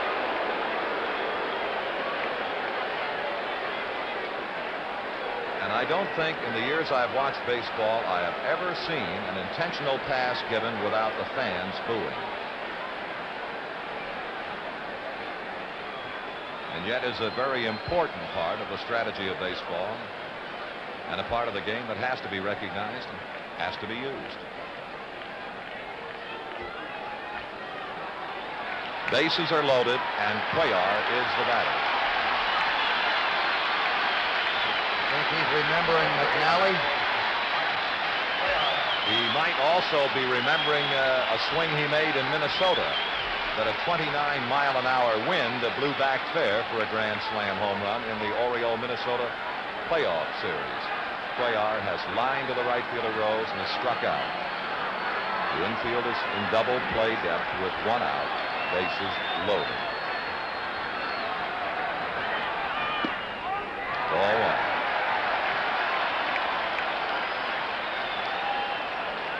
Here are the base runners, grouped around.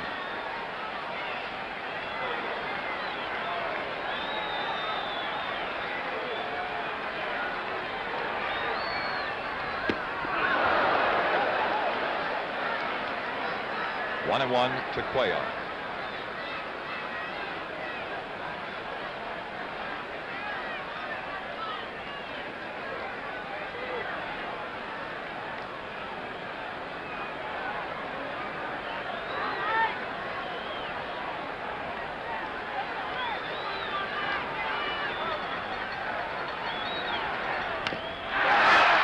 They might turn it to a double.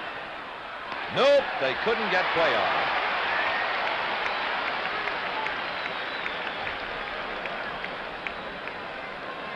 I was thinking ahead to that great throwing arm of Johnny Bench, and if anybody had a chance of getting two on that play, Bench did, but Cuellar reaches. Number 7. As the force is executed on Brooks Robinson at the plate, 2 out.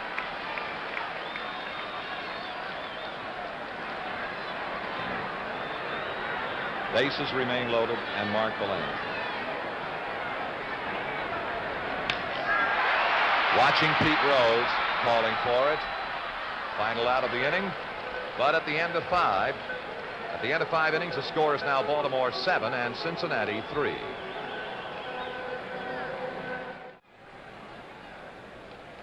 This is Linda Wareheim, who does this at the end of every 5 innings. Not that, but does dust off the base paths, and she gave third base coach Alex Gramson. Here is Tony Perez, 0 for 2 with a fly to left and a line drive to left.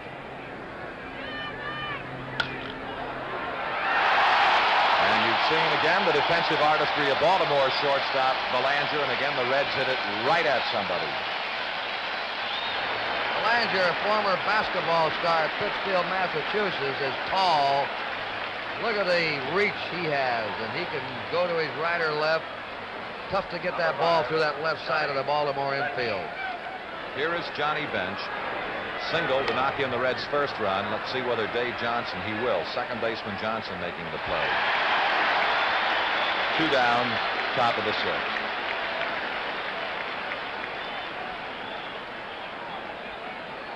And had it not been for Baltimore defense, particularly Brooks Robinson, what a great World Series May would be having. He is still having an outstanding series, but it could be even better. That was his seasonal average, 253, 34 home runs. He is 1 for 2 this afternoon with a double, and came on hitting .429 in the series, and that's the Cuellar curve. He now has 7 hits in 16 trips as May, with 8 runs batted in, 2 home runs and 2 doubles, 1 and 1.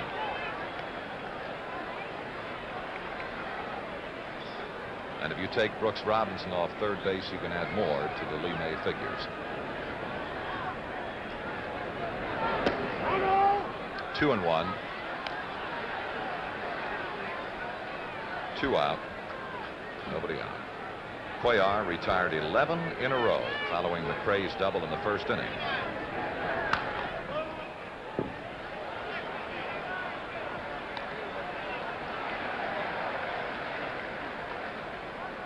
Well, here's a very interesting note again. The most runs batted in the 5-game World Series, 8 by Dan Murray of the A's in 1910. 3-2 to May.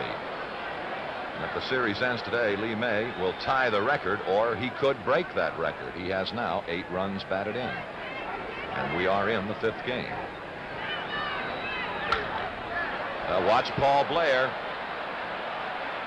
And it apparently is quite playable for the final out. So at the middle of the 6th inning, the score is Baltimore 7 and Cincinnati 3.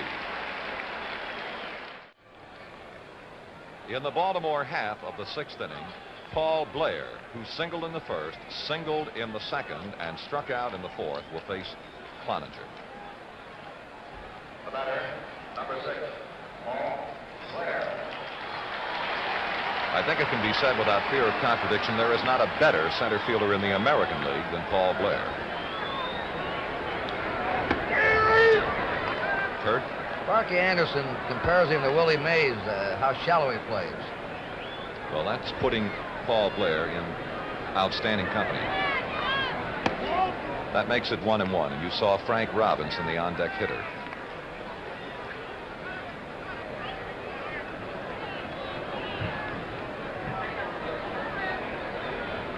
The 1-1 to Blair. Well, just a bit high. 2 and 1.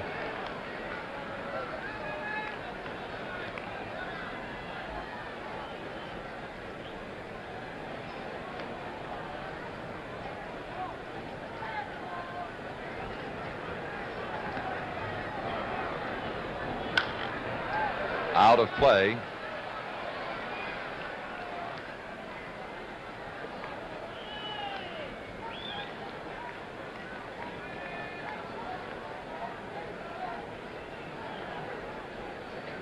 Baltimore with 7 runs, 11 hits. The Reds 3 runs on 4 hits.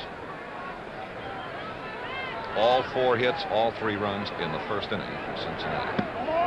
3-2 to Blair.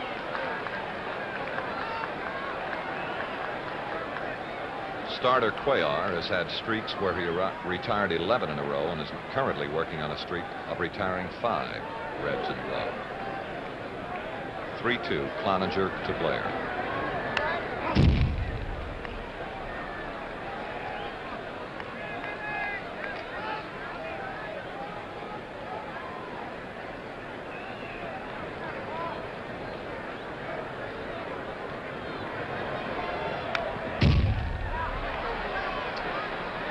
You're watching quite a battle as Cloninger is challenging Blair with the best he's got, that good fastball, and Blair is getting just a piece of it.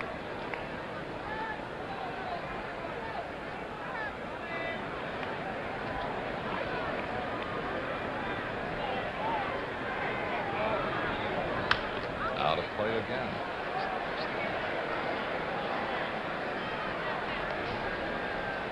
There is activity in Cincinnati's bullpen. Washburn is up again. And again a 3-2. Cloninger to Blair. There's Washburn. Breaking ball just missed, and Bench giving the well-known look to Billy Williams.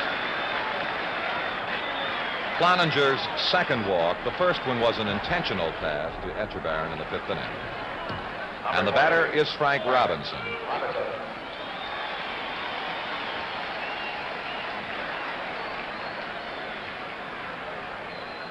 It was Frank who ignited the spark for Baltimore in the 1st inning after Cincinnati had tallied 3 times against Cuellar in the top of the 1st. Frank hit his 2nd World Series home run of 1970 to make it a 3-2 ball game in the 1st inning.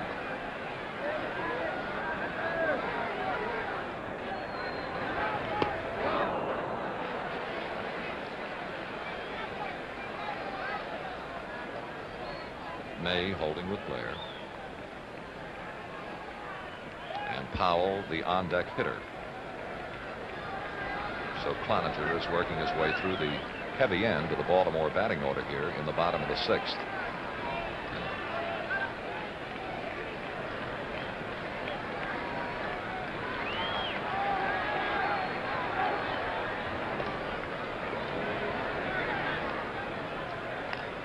Frank has 6 lifetime World Series home runs, leads active major leaguers, tied for 11th in the all-time list of home run hitters. You can see that Cloninger is more than a bit concerned with the lead of Blair at first base.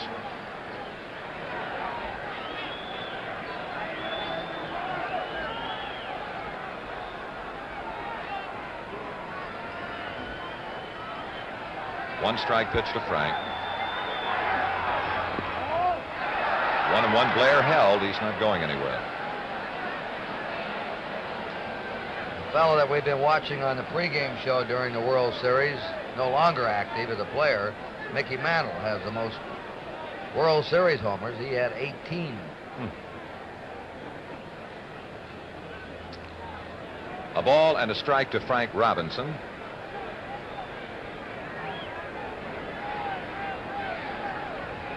This will be a 1-1 pitch. And that's a good look at the lead of Blair at first. Out of play.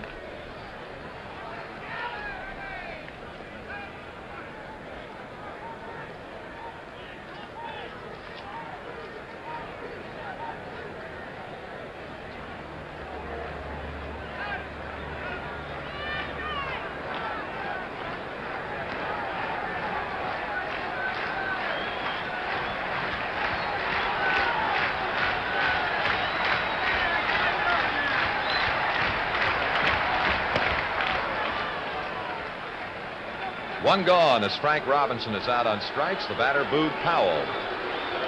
1 for 3 this afternoon.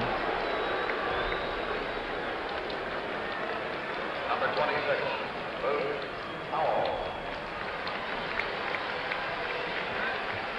And 4 hits and 15 trips in the series for Boog.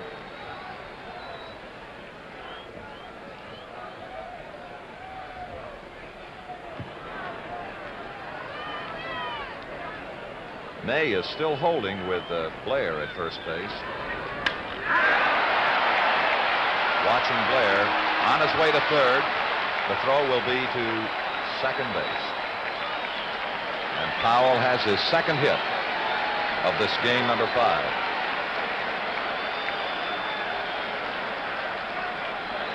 Only in the 4th inning this afternoon have the Orioles been kept off the bases, as they were 3 up and 3 down in the 4th. Merv Rettenmund, 2 for 3 this afternoon, including a solo home run, last time at that, in the 5th inning. 1 out.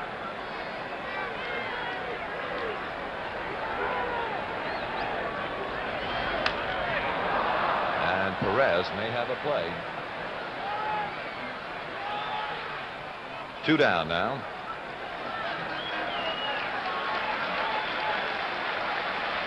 With 9 hits in a 5-game World Series, here is Brooks Robinson. Number 5, Brooks Robinson.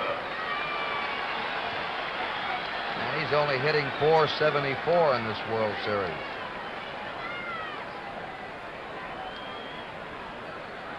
Blair third, Powell first. May does not hold with Powell.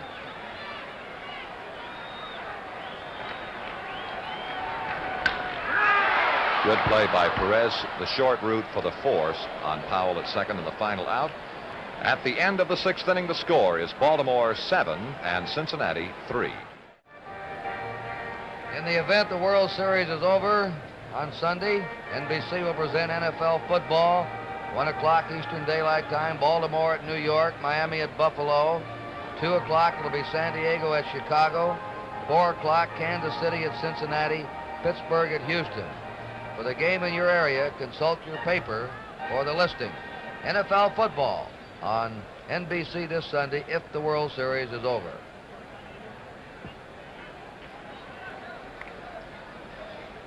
For the Cincinnati Reds, top of the 7th inning, it'll be McRae to lead off. Hal doubled in the 1st inning to knock in 2 of Cincinnati's 3 runs. Pop to the shortstop in the 4th. Ball 1.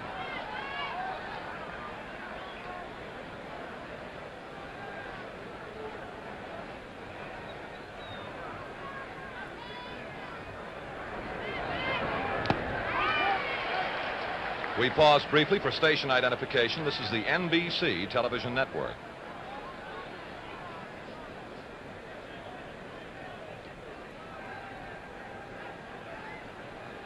One pitch, Cuellar to McRae. Ball 2.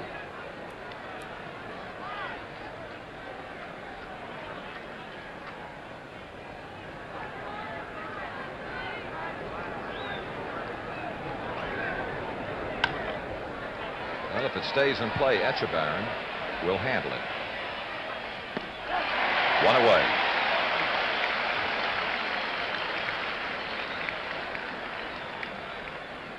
Cuellar's best pitch right now is his fastball, and he's got a good one, and he's relying on it. Shaky start in the 1st inning, 3 runs and 4 hits. But evidently loosened up. He has not allowed a hit since the 1st inning. And now has retired 6 in a row following the walk to Bravo in the 5th inning. The batter, Tommy Helms. Breaking ball in. Tommy is 0 for 2 this afternoon with a bounce out to short and a pop to the first baseman.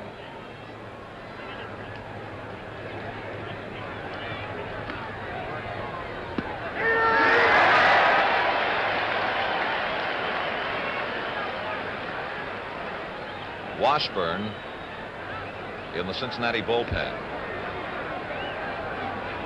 2-strike pitch to Helms. Foul ball. It's Concepcion, on deck hitter.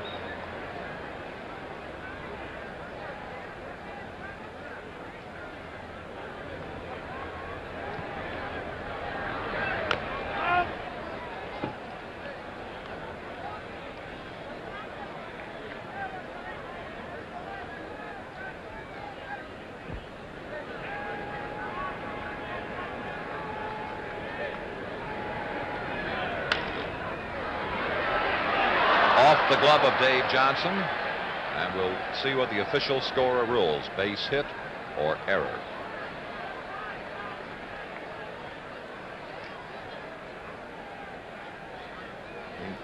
Base hit, and the first for Cincinnati since McRae's double in the 1st inning.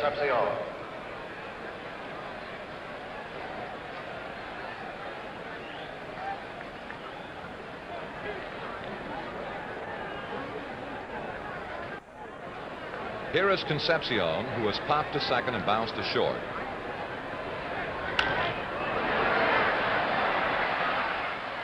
And he singles to right field. Down to second goes Helms, who had, of course, to hold. And now with 1 out, the Reds have put together back-to-back base hits, and we'll see who the pinch swinger could be for Cincinnati.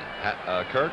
Frank Robinson gave it the old decoy that time, trying to make Helms believe that he was going to catch that ball, and nearly forced him at second.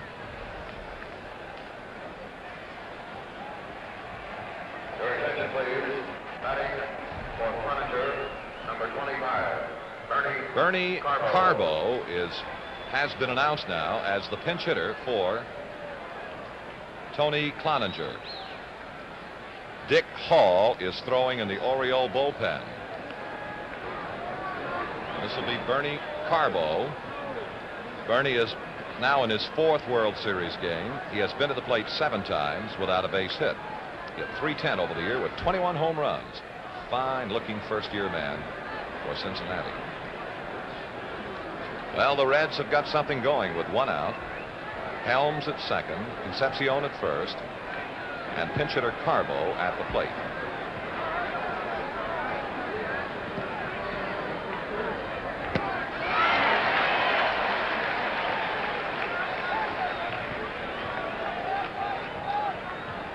Frank Robinson was the man who nicknamed Oriole left-hander Cuellar Crazy Horse because of that magnificent countenance. Cuellar, 1, 2, double play, and the Orioles are out of the inning. At the middle of the 7th inning, the score continues: Baltimore 7 and Cincinnati 3.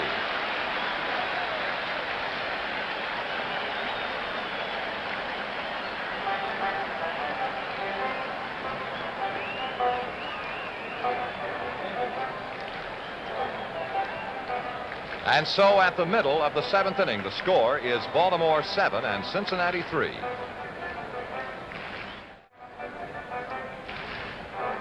And now let's go downstairs to Tony Kubek.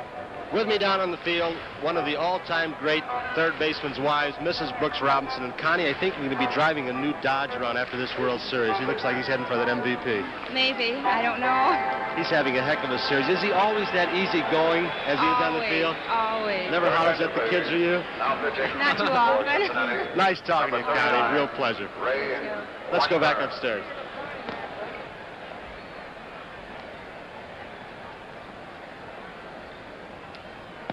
On the screen, Ray Washburn, and he was 4-4 on the year, and the ERA 6.95, and this is his first appearance in the 1970 World Series. And in the last half of the 7th inning, he will face Dave Johnson, Andy Etchebarren, and Mike Cuellar. And Cincinnati now has used 17 pitchers in the 5 games. Johnson walked, singled, and doubled. He now has 4 hits. He also has a run batted in this afternoon.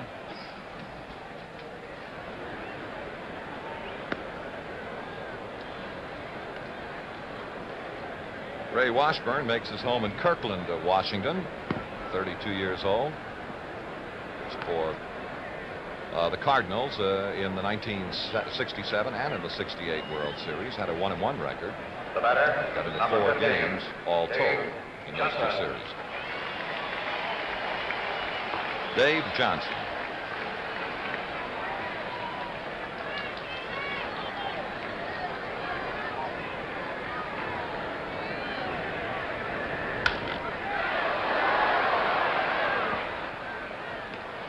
One away.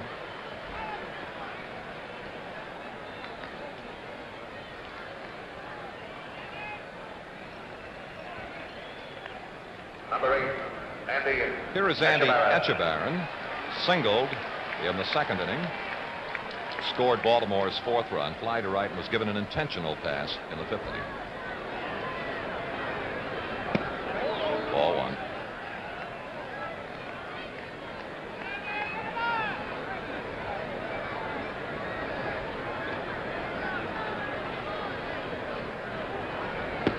Ball 2.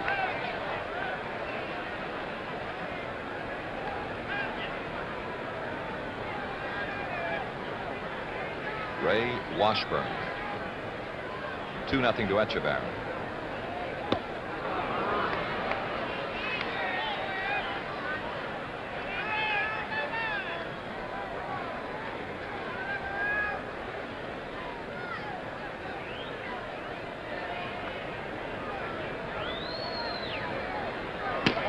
Three and 1 to Etchebarren.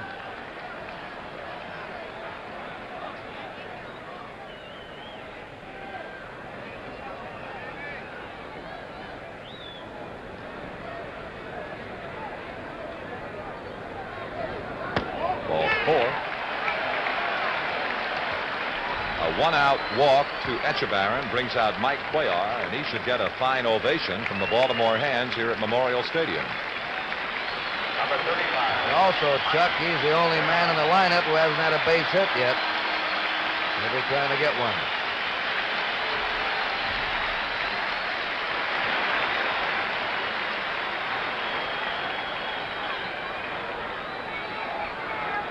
Quite an interesting story right there. Defeated every team he faced in the American League 69-70. Every team in the league.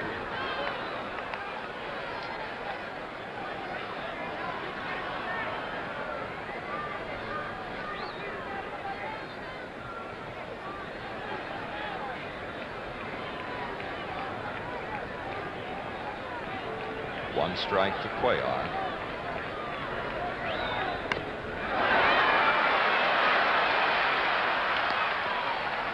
And he's got the sacrifice in Cuellar, advancing Echebarren to second. 2 out, and Mark Belanger. Cuellar, McNally, and Clyde Wright of the Angels defeated all of their opponents in the American League this year. In '69, Cuellar and Palmer had the same success, defeating all other clubs in the American League at least once. Belanger has 1 hit in 4 trips this afternoon, but it knocked in a run for Baltimore in the 2nd inning.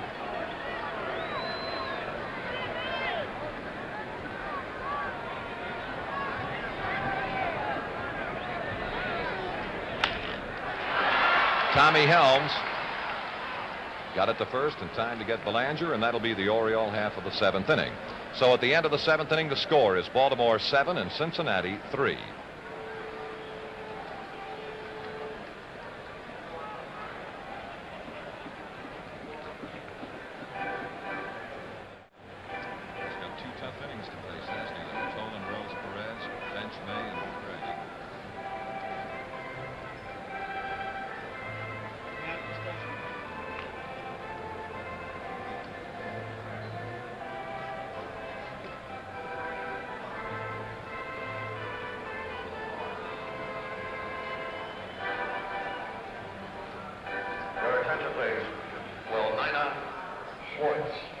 Please report to the Oriole office at once.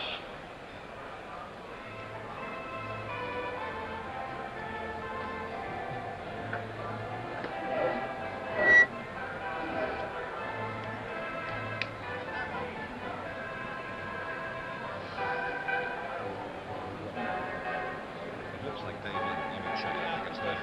3 seconds. 2, Leonard. We pause now for station identification.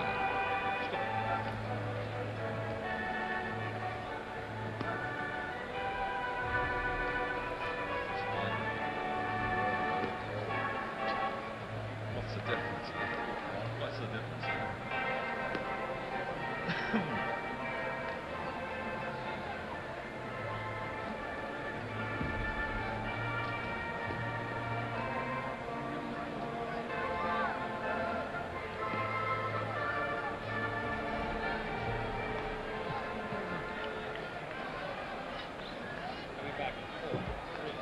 The batter, number 28, Bobby Tolan. The top of the 8th inning, game number 5, the 1970 series, brings the Cincinnati Redlegs leadoff hitter, Bobby Tolan, then Pete Rose, and then Tony Perez against Mike Cuellar.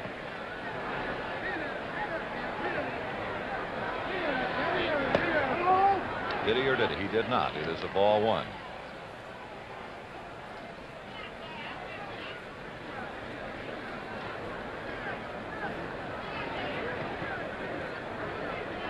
Ball 2.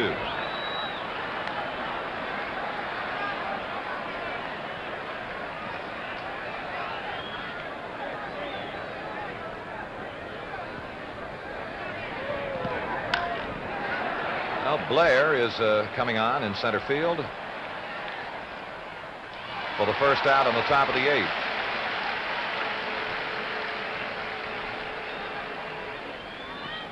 And now Pete Rose doubled in the Cincinnati first, scored the first run. Since then, grounded a second fly to right.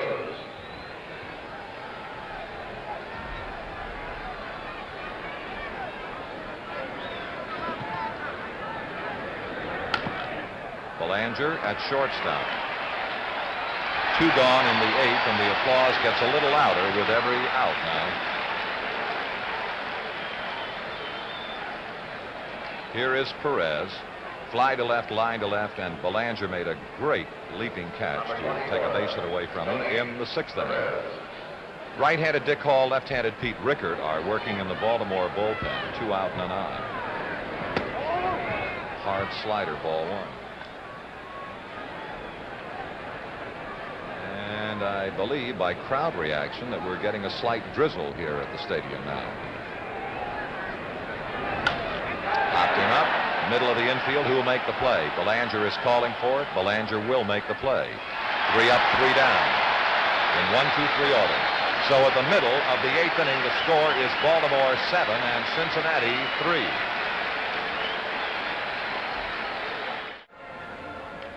Baltimore in the bottom of the 8th inning. Paul Blair, Frank Robinson, Boog Powell against Washburn.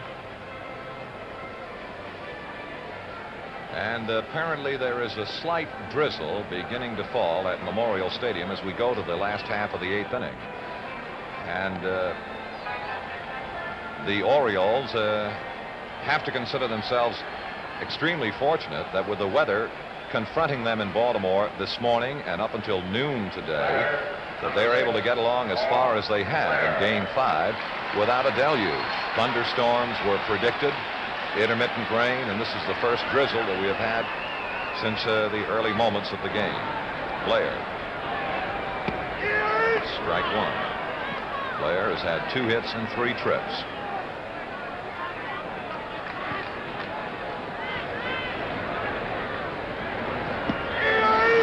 Good curveball from Washburn. 2 strikes now.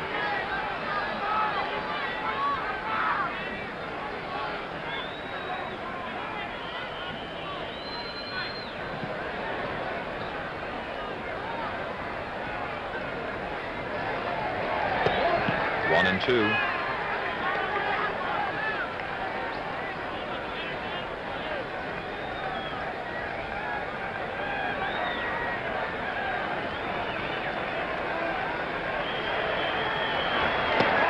Two and 2.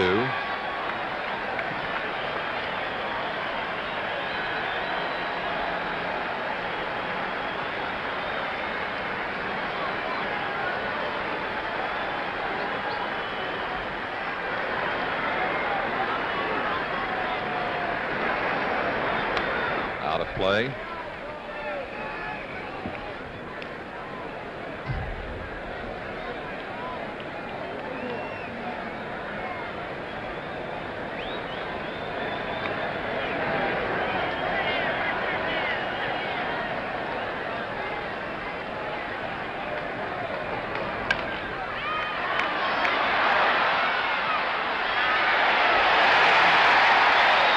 Safe is the call, and Blair will reach on an infield base hit.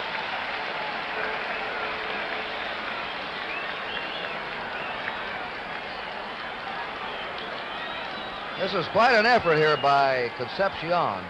A throw with something on it, just missing Blair at first. But Blair has come up with his 3rd hit today, and now, like Brooks Robinson, he has 9 hits in a 5-game World Series if this one ends today. Frank Robinson homered in the 1st inning with a man aboard. Since then, has fly to center, hit a shot off the pitcher and was thrown out by 3rd baseman Perez in the 4th inning and struck out in the 6th. Ball 1. Ball 2. At the plate low.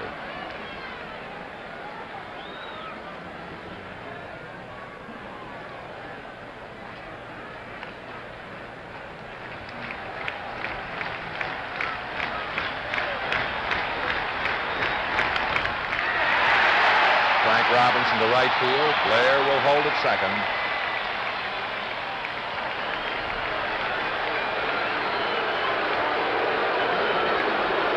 And it's Boog.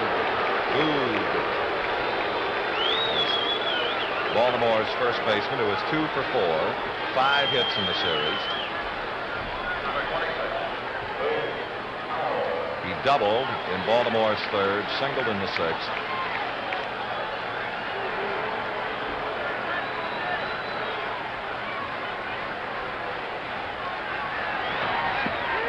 Good curve from Washburn. Strike one.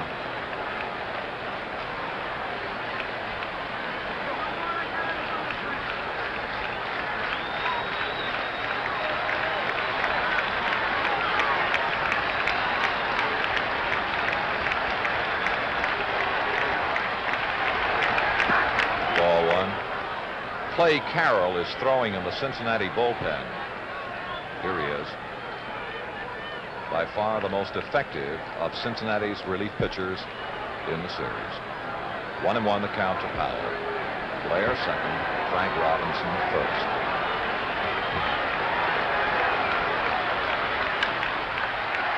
Lee May is in trouble.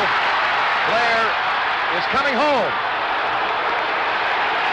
Alert base running on the part of Paul Blair. Checks in Baltimore's 8th run.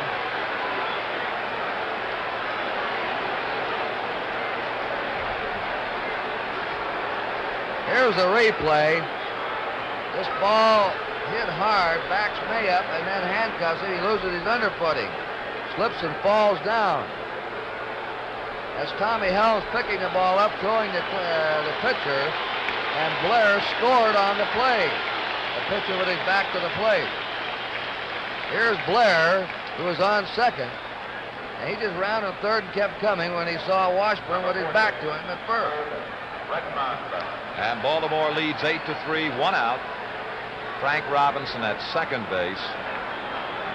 Rettenmund on a 2-for-4 afternoon against Washburn.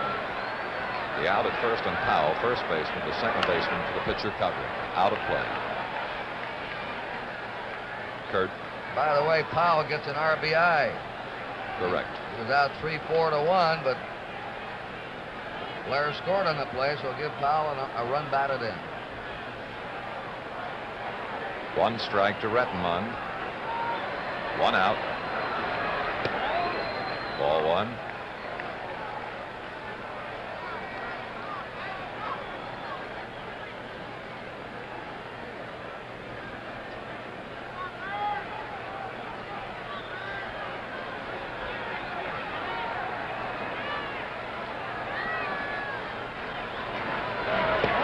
Ball two.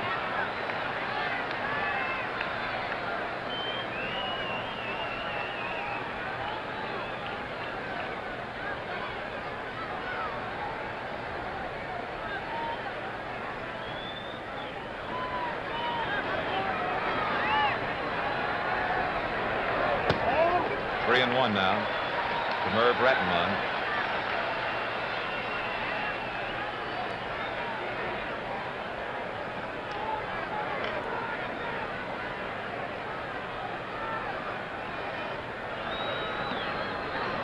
Frank Robinson, the runner at second.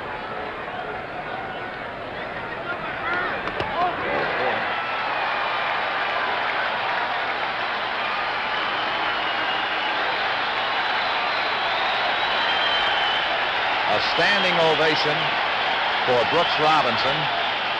Standing ovation for Brooks Robinson.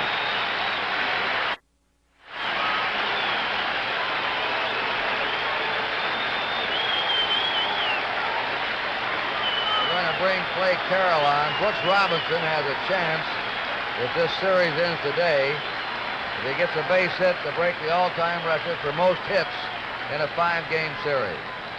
He and Blair each have 9. So while we wait for the pitching change, there's a break in the action here at Baltimore with a score of the Baltimore Orioles 8 and the Cincinnati Reds 3.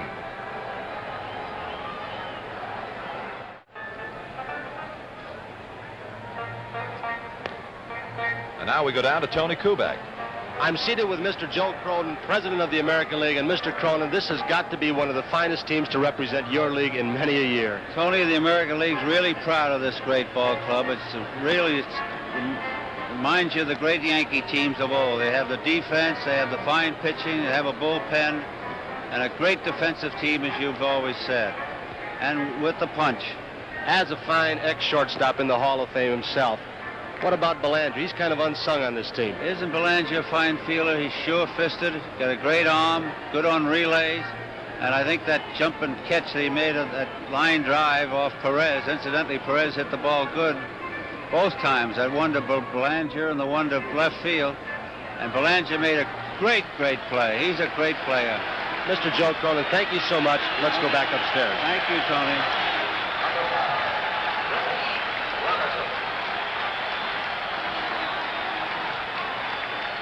Here is Brooks Robinson, 1 out, Baltimore runners. Retmund at first, Frank Robinson at second in time. Clay Carroll, and he has been truly magnificent for Cincinnati in the 1970 series.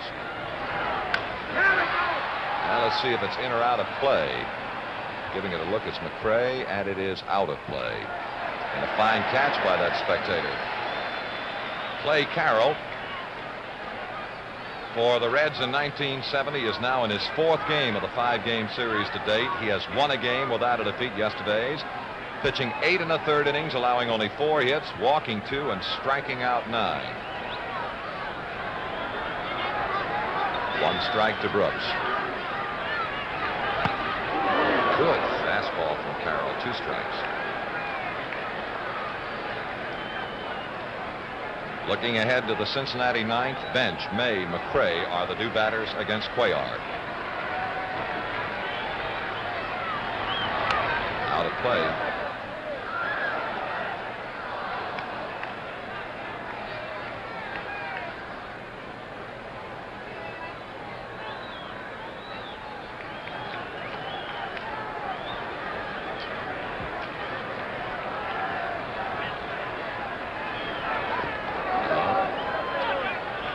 One ball, 2 strikes.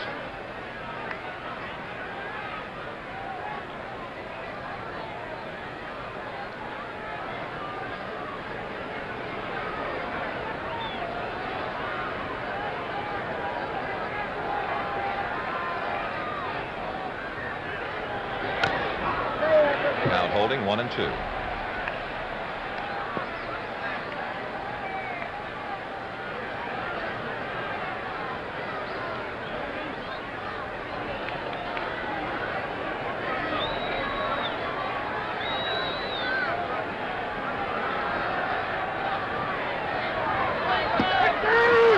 Good pitch from Clay Carroll, and Brooks Robinson is a looking strikeout victim and is still rewarded with a standing ovation as he heads for the Baltimore dugout. They're getting up behind the dugout.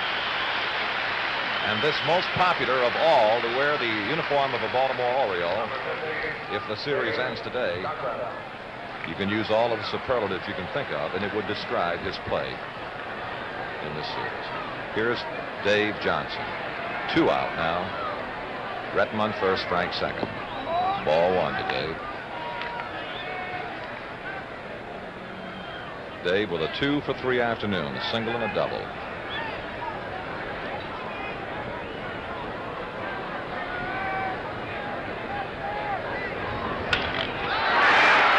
Baltimore continues. Frank Robinson around third, and he scores run number 9.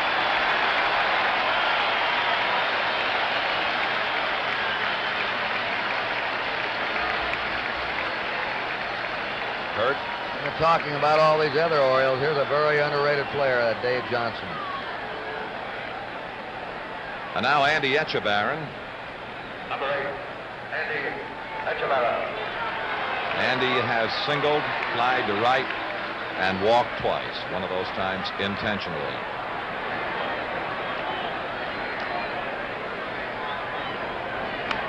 Out of play.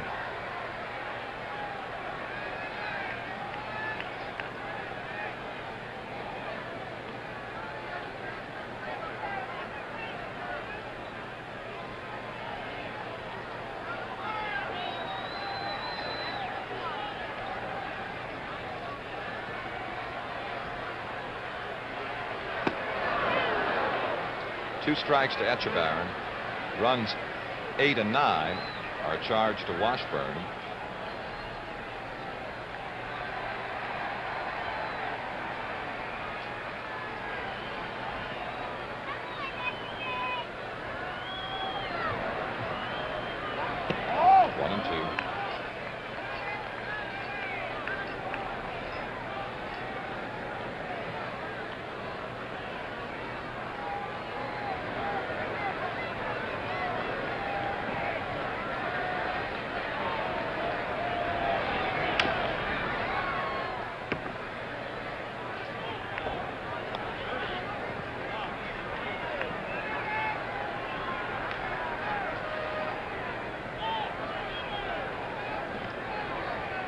In the Baltimore bullpen, the right-hander Hall, the left-hander Rickard. Rickard way to the right side of the picture. 2-2. It gets beyond the catcher, and they're just going to hold where they are. No advance. 2 out in the inning, and 2-2 now the count to Etchebarren. Again, I point to the Cincinnati ninth inning. 2 batters, Bench, May, and McRae.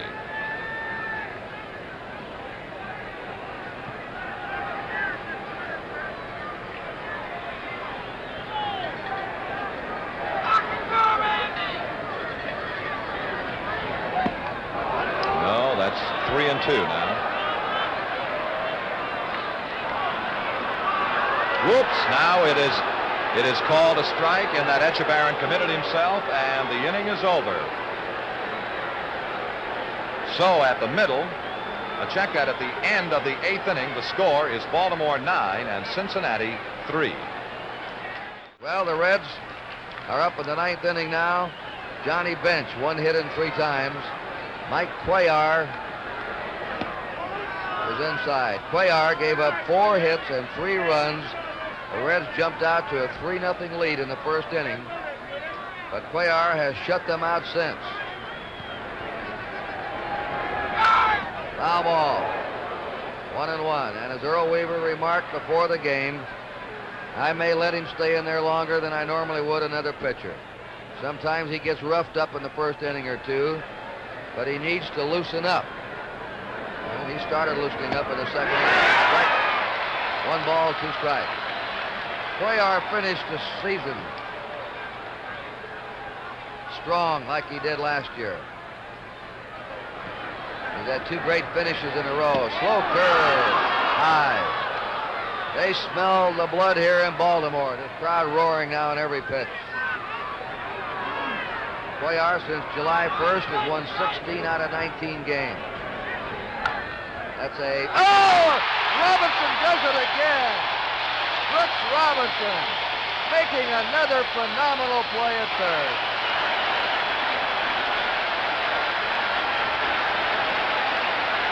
Here it is. You watch it. We're getting used to seeing this. Diving, taking it in foul territory. It's been a baseball ballet at third base in the 73rd. A long drive foul by Lee May. And Robinson has already been named the winner of the 16th annual Sport Magazine World Series Award as the outstanding player in the 70 series. No question about it. Strike 2 to Lee May, who's been the top player for the Reds. Lee May deserves a lot of credit. He's had a great series.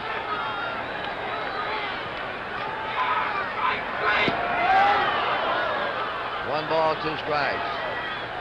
3 of these games have been by 1 run in this series.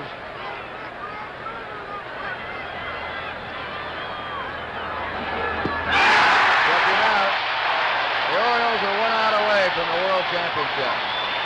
And I don't believe there's much doubt that Brooks Robinson has been the difference. Mrs. Cuellar in the white dress, and she has the movie camera in her hand. Her husband's made a comeback today, as he did the last 2 years, getting off the slow starts and then gathering steam as the season went along. Attention, please. Batting for McRae. Only 2 singles off him since the 1st inning. Corrales. That's Corrales, the catcher now coming up to bat. Alan Ross been our statistician in this World Series, and Huey McDermott our stage manager. We get the last out, stand by. We'll switch you to the Baltimore locker room. Hit down to Robinson. It's fitting he makes the final out. Brooks Robinson throws him out. Baltimore is the world champ.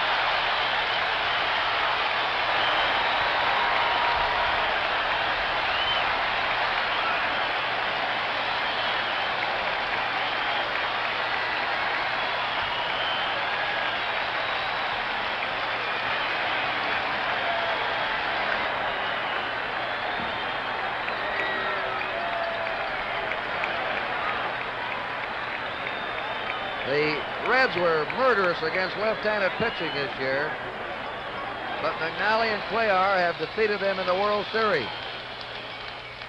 This is the clubhouse. The players are coming in. Paul Blair had 9 hits in the series. He led the series in hitting with an average of .474. There's Brooks Robinson. That's Cuellar. Andy Etchebarren, the catcher. Mark Belanger. What a World Series this Baltimore infield had, making one great play after another. The Orioles have somewhat of a dynasty going now. They have won 3 of the last 5 American League pennants.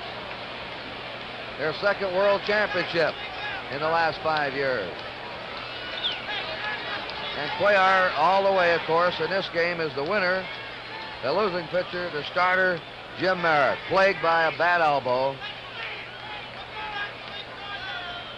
Baltimore had good pitching in the series, excellent hitting. They set a record for most home runs by a team in a 5-game series. The old record was 7 by the Yankees in '61. The Orioles hit 10 home runs in this series. They had great fielding. They had the balance that they had all year, hitting, pitching, and defense. And now let's go down to the World Champions Clubhouse. Well, we're in the clubhouse of the world champion Baltimore Orioles, and the first to business will be Commissioner Bowie Kuhn presenting the championship trophy to the most deserving manager in baseball, Earl Weaver. Commissioner. Earl, on behalf of all baseball, I want to present this championship award to you, for you and for all the Orioles. We knew you were a great baseball team. We knew it last year. You've proven yourself real world champions. We're all proud of you. Your trophy. Thank you very much, Commissioner. It's a tribute to all the ball players and all the things they've done the last 2 years. And we wanted it so bad last year. I'm just glad we got it this year. Thank you very much, Earl. And right beside you is Mr. Gerald C. Hotberger. Jerry, how do you feel about this trophy? Well, I feel fine, but if Earl doesn't stop shaking, the whole building's going to fall down. There's Harry Dalton and Frank Cashin, and I think they deserve a lot of congratulations, too. Earl, let's see if we can't get Harry Dalton and Frank Cashin in here for the benefit of our NBC cameraman. Would you come over, please, Frank? I'm sure that's and Harry Dalton. Earl, stay here. Will you please with Harry? Thank you very much. Ladies and gentlemen, here's the Executive Vice President of the Baltimore Orioles, Frank Cashin, with Earl Weaver, and General Manager Harry Dalton right over here. Harry, what do you have to say for us? Chuck, I can't say anything. We're just tremendously excited and thrilled and so very proud of everybody on this team. They've done an excellent job all year. And our Executive Vice President of Baltimore, Frank Cashin. Thank you, Chuck. I'm very happy for the ball club, which is an excellent one, and very happy for Jerry Hoffberger, who's a great owner and really deserves it. What a difference a year makes. Yes, it is. Earl, can you say a few brief words about this past year? I was with you every game, and nobody said a word about what happened last year in the World Series. There wasn't any revenge at all. No, what do you feel I don't about think this so. club? No, I just thought we had the best team starting out in spring training, and I said that we should win our division, definitely win our division, and whatever happened in a Minnesota series would happen because it's a short series. And the same with the World Series, but we wanted it all, if we could possibly get it. Is this club better this year than the '69 club? I don't know. I really don't know. People have been asking me that, and I just can't answer. Earl, I know where you want to be, out with your men. Go ahead. Congratulations again, Earl Weaver. Thank you very much. And we'll see if we can't get somebody. Hey, here he is. Here is the winning pitcher in the deciding game of the 1970 World Series, Mike Cuellar. Mike, I'll not ask questions. Anything you care to say for the NBC worldwide television audience? Oh, well, like I said, I'm so excited now. We're getting, real happy now with the guys over here. With all the teammates do the job over here. Beautiful. Well, we heard about stiffness in the shoulder and not feeling too well prior to the game. Would you comment on that, please? Yeah, today I feel a little bit, on the shoulder, a little hurt. What about a hip? No, I just try to concentrate on the pitching today. Okay. Mike Cuellar, this has to be for you the biggest moment in baseball. That's the biggest moment in baseball for me, bro. And there's only one thing you'd like to do, and that would be repeat it again next year, correct? I hope so. We're going to try hard. We're going to try hard. Mike Cuellar, thank you very much. And let's bring in Brooks Robinson right over here. Brooks, would you come over here, please? Here is Brooks Robinson, and Brooks, everyone tells me that you're going to be the player of the 1970 World Series. Any comments? No, I'm just glad it's over. It was a great series, and things just really broke great for me. And I tell you, it took 25 of us, and this group worked together and played together and all year, and it's great to be number one. Brooks, you've been with this organization a long time. Are there any differences, any changes that have come along in developing of the ball club that you think have perhaps highlighted the success they enjoy this afternoon? Well, I tell you, getting Frank Robinson in '66 really put us over the hump. We were a good ball club. That made us the best around for a while, and I just hope we can. I'm going to enjoy it for a whole year, and in spring training we start all over again even. Well, it's great to win. It's the only thing as far as Baltimore is concerned, but you did play a very fine baseball team in Cincinnati, and I'm sure the people would like to hear your comments on those Reds. Well, we certainly respected them quite a bit. We caught them kind of short-handed without their best pitcher the first of the year, Simpson, and of course Merritt. He certainly wasn't himself today. He pitched against us in this league, and he just wasn't throwing. I know he had a bad elbow, and that was the big thing. I felt like we were going to score on their ball club, and if we kept them from breaking it wide open, well, we'd be in good shape. Brooks, congratulations. Everyone has enjoyed the great success that you have had in this 1970 series. And speaking of gentlemen, we have one trying to move into our picture. If you'll come right in right now. Sparky Anderson, the manager of the Cincinnati Reds. I just want to say the best ball club won. I'd like to say that I hope the writers now give Earl Weaver what he deserves. This guy, somebody ought to shoot him. Nice going, man. Sparky Anderson, ladies and gentlemen, the manager of the Cincinnati Reds. And what a great tribute from a fine gentleman, Sparky Anderson, to come over to the Winners Clubhouse and congratulate Brooks Robinson and manager Earl Weaver, and of course the Baltimore Orioles, who are in the midst of a very fine celebration. We're looking around for Tony Kubek to see if Tony has another one of the Orioles that he'll be bringing up here for us, and we'll be happy to talk to any and every one that Tony will bring up here. Here on the way up right now. Hold on, before we continue with more player interviews, let's go right upstairs for one moment. Game 5 of this 1970 World Series has been brought to you by Gillette Platinum Plus, double edge or injector for the shave you've always wanted, and more. By Salem Filter Cigarettes, take a puff, it's springtime. And by Chrysler Corporation, extra care in engineering. Your host today, your local Chrysler Plymouth dealer. And let's go right back now to the Baltimore clubhouse. And with me is a fellow that the Baltimore Orioles call the Blade, Mark Belanger. Mark, there couldn't be a greater moment in your baseball career. No, this is the greatest moment of my life. I'm so happy. I like to cry. I really do. What was the effect of yesterday's Cincinnati Red victory on this clubhouse yesterday afternoon? Well, we figured that we got 3 wins and they got 1, and I think we'd rather be in that spot than 1 and 3, just like they were. So we just bounced back today and said, let's go get them today, and this is what we did. And it was well accomplished. You played an outstanding brand of defensive ball, but it sounds strange to keep saying that, even though the Orioles perhaps made more errors than the Reds did in the series. Well, I'll tell you, that guy over third base there, he's not too bad. Not too bad. It's a pretty nice compliment for Brooks Robinson, of course. And Mark, we congratulate you, and I look over my shoulder, and you mentioned Frank Robinson, and if you'll pardon me a moment, we'll go to Frank. Frank, a moment ago, a teammate of yours, Brooks Robinson, paid you a very fine compliment. I asked that in the years he has been with the club, he has been with them for quite a few years, was there a single change that he thought perhaps keynoted the success he celebrates this afternoon? He said, when we got Frank Robinson in 1966. Well, that's a great compliment, Chuck, and coming from an individual like Brooks, it really makes me feel good. Frank, we'd just like to hear a few of your thoughts about this 1970 series, if you perhaps during the series you reflected on 69. Well, we did, Chuck. I think we reflected on 69 all this year, actually, without really saying it. I think the fellas all went along, dedicated themselves, and said we were going to spring training to get ourselves in the best possible shape. We got ourselves mentally fit for this year. We were going to win the championship this year in the American League and get another shot in the series, and just go out there and come out on the winning end. And we didn't have the rah-rah thing about it. Each individual did it in spring training, got themselves in shape, and went out and did it on the field. Sparky Anderson stepped in here a moment ago and said something I felt needed to be said. You can't say it too often. He wanted to pay Earl Weaver a great compliment for the manner in which he has handled the Baltimore Orioles, and I've heard you discuss this, and I would like to have you repeat it for our television audience. Well, Chuck, actually, Earl just doesn't get the credit he deserves. I'm not saying by the press or whatever. I just don't think people give him the credit he deserves. Earl has done a tremendous job with this ball club ever since he took it over in the middle of the '68 season. The thing about Earl is he gets the best out of 25 ball players. He's not afraid to use a 25th ball player to try to win a ball game. He doesn't mind making a move or being criticized for it if he feels like he's going to win a ball game. A lot of people ask us what kept our bench so sharp, and that's because Earl didn't mind playing that bench during the season, give them a few games to play so they could see some pitching and be sharp when he needed them. He didn't let them sit there and collect rust. One other question I think baseball fans are asking, if they're in my position, they want to know, is Frank Robinson playing or managing next year? with this feeling going right now, Chuck, I'm going to reflect on this feeling. I'm going to enjoy this right now. And I'll tell you the way I feel right now, I want to be one of the 25 guys like this next year, leave the headaches and the trouble to someone else.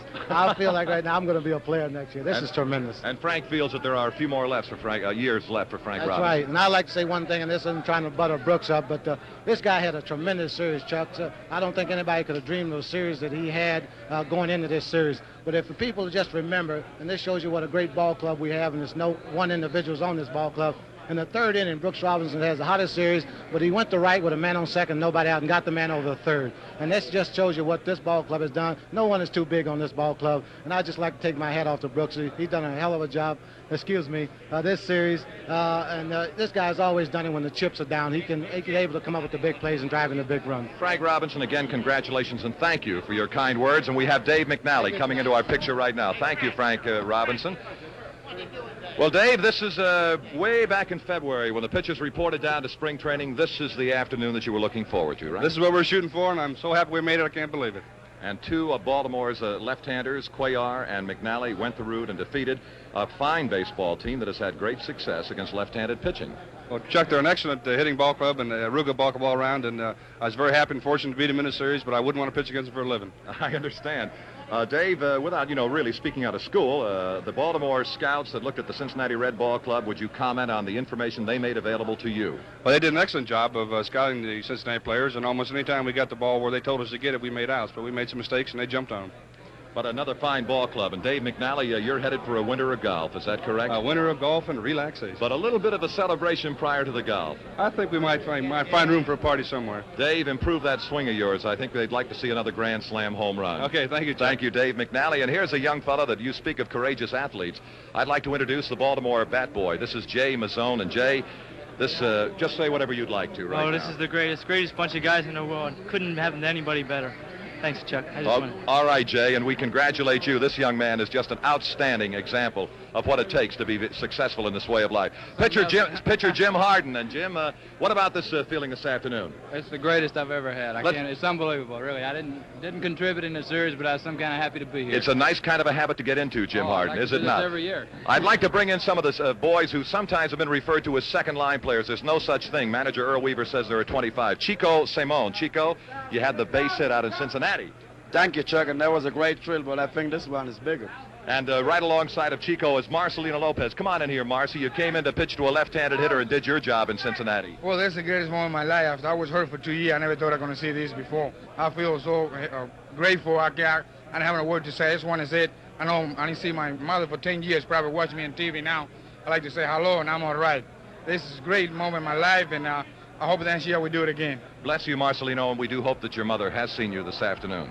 And let's bring in Curt Moten over here, another one of the men who has been used by manager Earl Weaver. What about it, Curt? What do you got to say this afternoon? Everybody said how wonderful it is to be world champs and so on and so forth, but I don't think words can really describe my feelings because I never expected to feel this way. I don't usually get excited, but this is just really great. I'm glad we're on top. Curt Moten, congratulations and thank you very much. And Tony Kubek, would you come over here?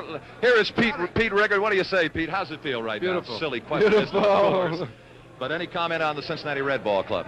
They're a good ball club, but I think their pitching isn't as good as ours. Their bench isn't as good as ours, and that's just a great ball club we throw out there at you. It is, and it has been day after day. Tony Kubek, I'd like to hear your comments in this series. No doubt about what Pete just says. That's a great ball club. This one happened to be a greater ball club for this series. They've got everything going for them all around. Guys like this in the bullpen, they're just great. What can you say? The Cincinnati Ball Club in the first half was a better ball club than in the second half and in the playoffs and the World Championship Series, because they're missing some key pitching. Simpson, of course, and Merritt was not at his best, along with some of the others. They're a great ball club, too, but they did it this time. And this Cincinnati Ball Club, I believe, is a kind of a club that probably could be in this World Series for a few years to come. How do you feel about that, Pete Rickard? Fine. We'll play them again next year if they want us. We'll be there. Pete, Mickey Manlin, one of our pregame interviews with him a couple of days ago, said that these same two teams, a prediction for the future, will be in the World Series again next year. I don't know if he's going to be right, but it's got a good chance. Well, I got to feel it's the same game, the same series, same script. That'll be fine with me. I hope so. And could I call in another one of the lesser known of the Baltimore Orioles? And I might incidentally advertise the fact that he's the only bachelor on the ball club, ladies. Cool, Bobby Grich, what does this moment feel like to you? Oh, it's just a great thrill, Chuck. Just tremendous. I just feel privileged to be able to be on the team, one of the greatest teams in baseball right here. And here is perhaps the greatest center fielder in the American League, Paul Blair. Paul, anything you care to say? Oh, everything was just beautiful, Chuck. This is something we've been looking for all year. We had something to prove this year, and we came back and we proved it, and it was good to be here and win. I know how Cincinnati feels, that we felt this way last year. We got the breaks this year, and I think it was a hell of a World Series, and I just hope we can come back and beat them again next year. Well, Paul, you, like all of the Orioles who've been up here, have nothing but complimentary things to say about the Cincinnati Reds, a fine ball club. Oh, yes, they were a tremendous ball club. They played hard. Lee May did a fantastic job. He really hit. And Perez and all of them, I just think that maybe Perez had a lot of bad luck because he hit a lot of balls hard. It could have been a lot of base hits. Maybe their pitching just wasn't up to the par that they brought all year. And, you know, they lost Wayne Simpson, who did a fantastic job for them. And with our ball club, I don't think you can come out and be a little handicapped with their pitching and beat us. We played a real fine World Series, too. You echo the thoughts of most people that there is the possibility that Baltimore and Cincinnati could be doing this again, perhaps for a few years? I would love to be to face Cincinnati there next year. Just as long as we're there, that's all that's necessary. That's the most important thing. Well, Paul Blair, congratulations again. It was a great job right on through the series by 25 men and a fine coaching staff of George Bamberger, the pitching coach, George Soller at first, Billy Hunter at third base, and a fellow named Jim Fry out in the bullpen. We have some pretty good sportscasters too, Chuck. Hey, thank you very much, Paul Blair. That's about it. Let's right now take you from the clubhouse of the world champion Baltimore Orioles upstairs. Outstanding job, Chuck Thompson and Tony Kubek on this World Series. Quite a wind-up of the season.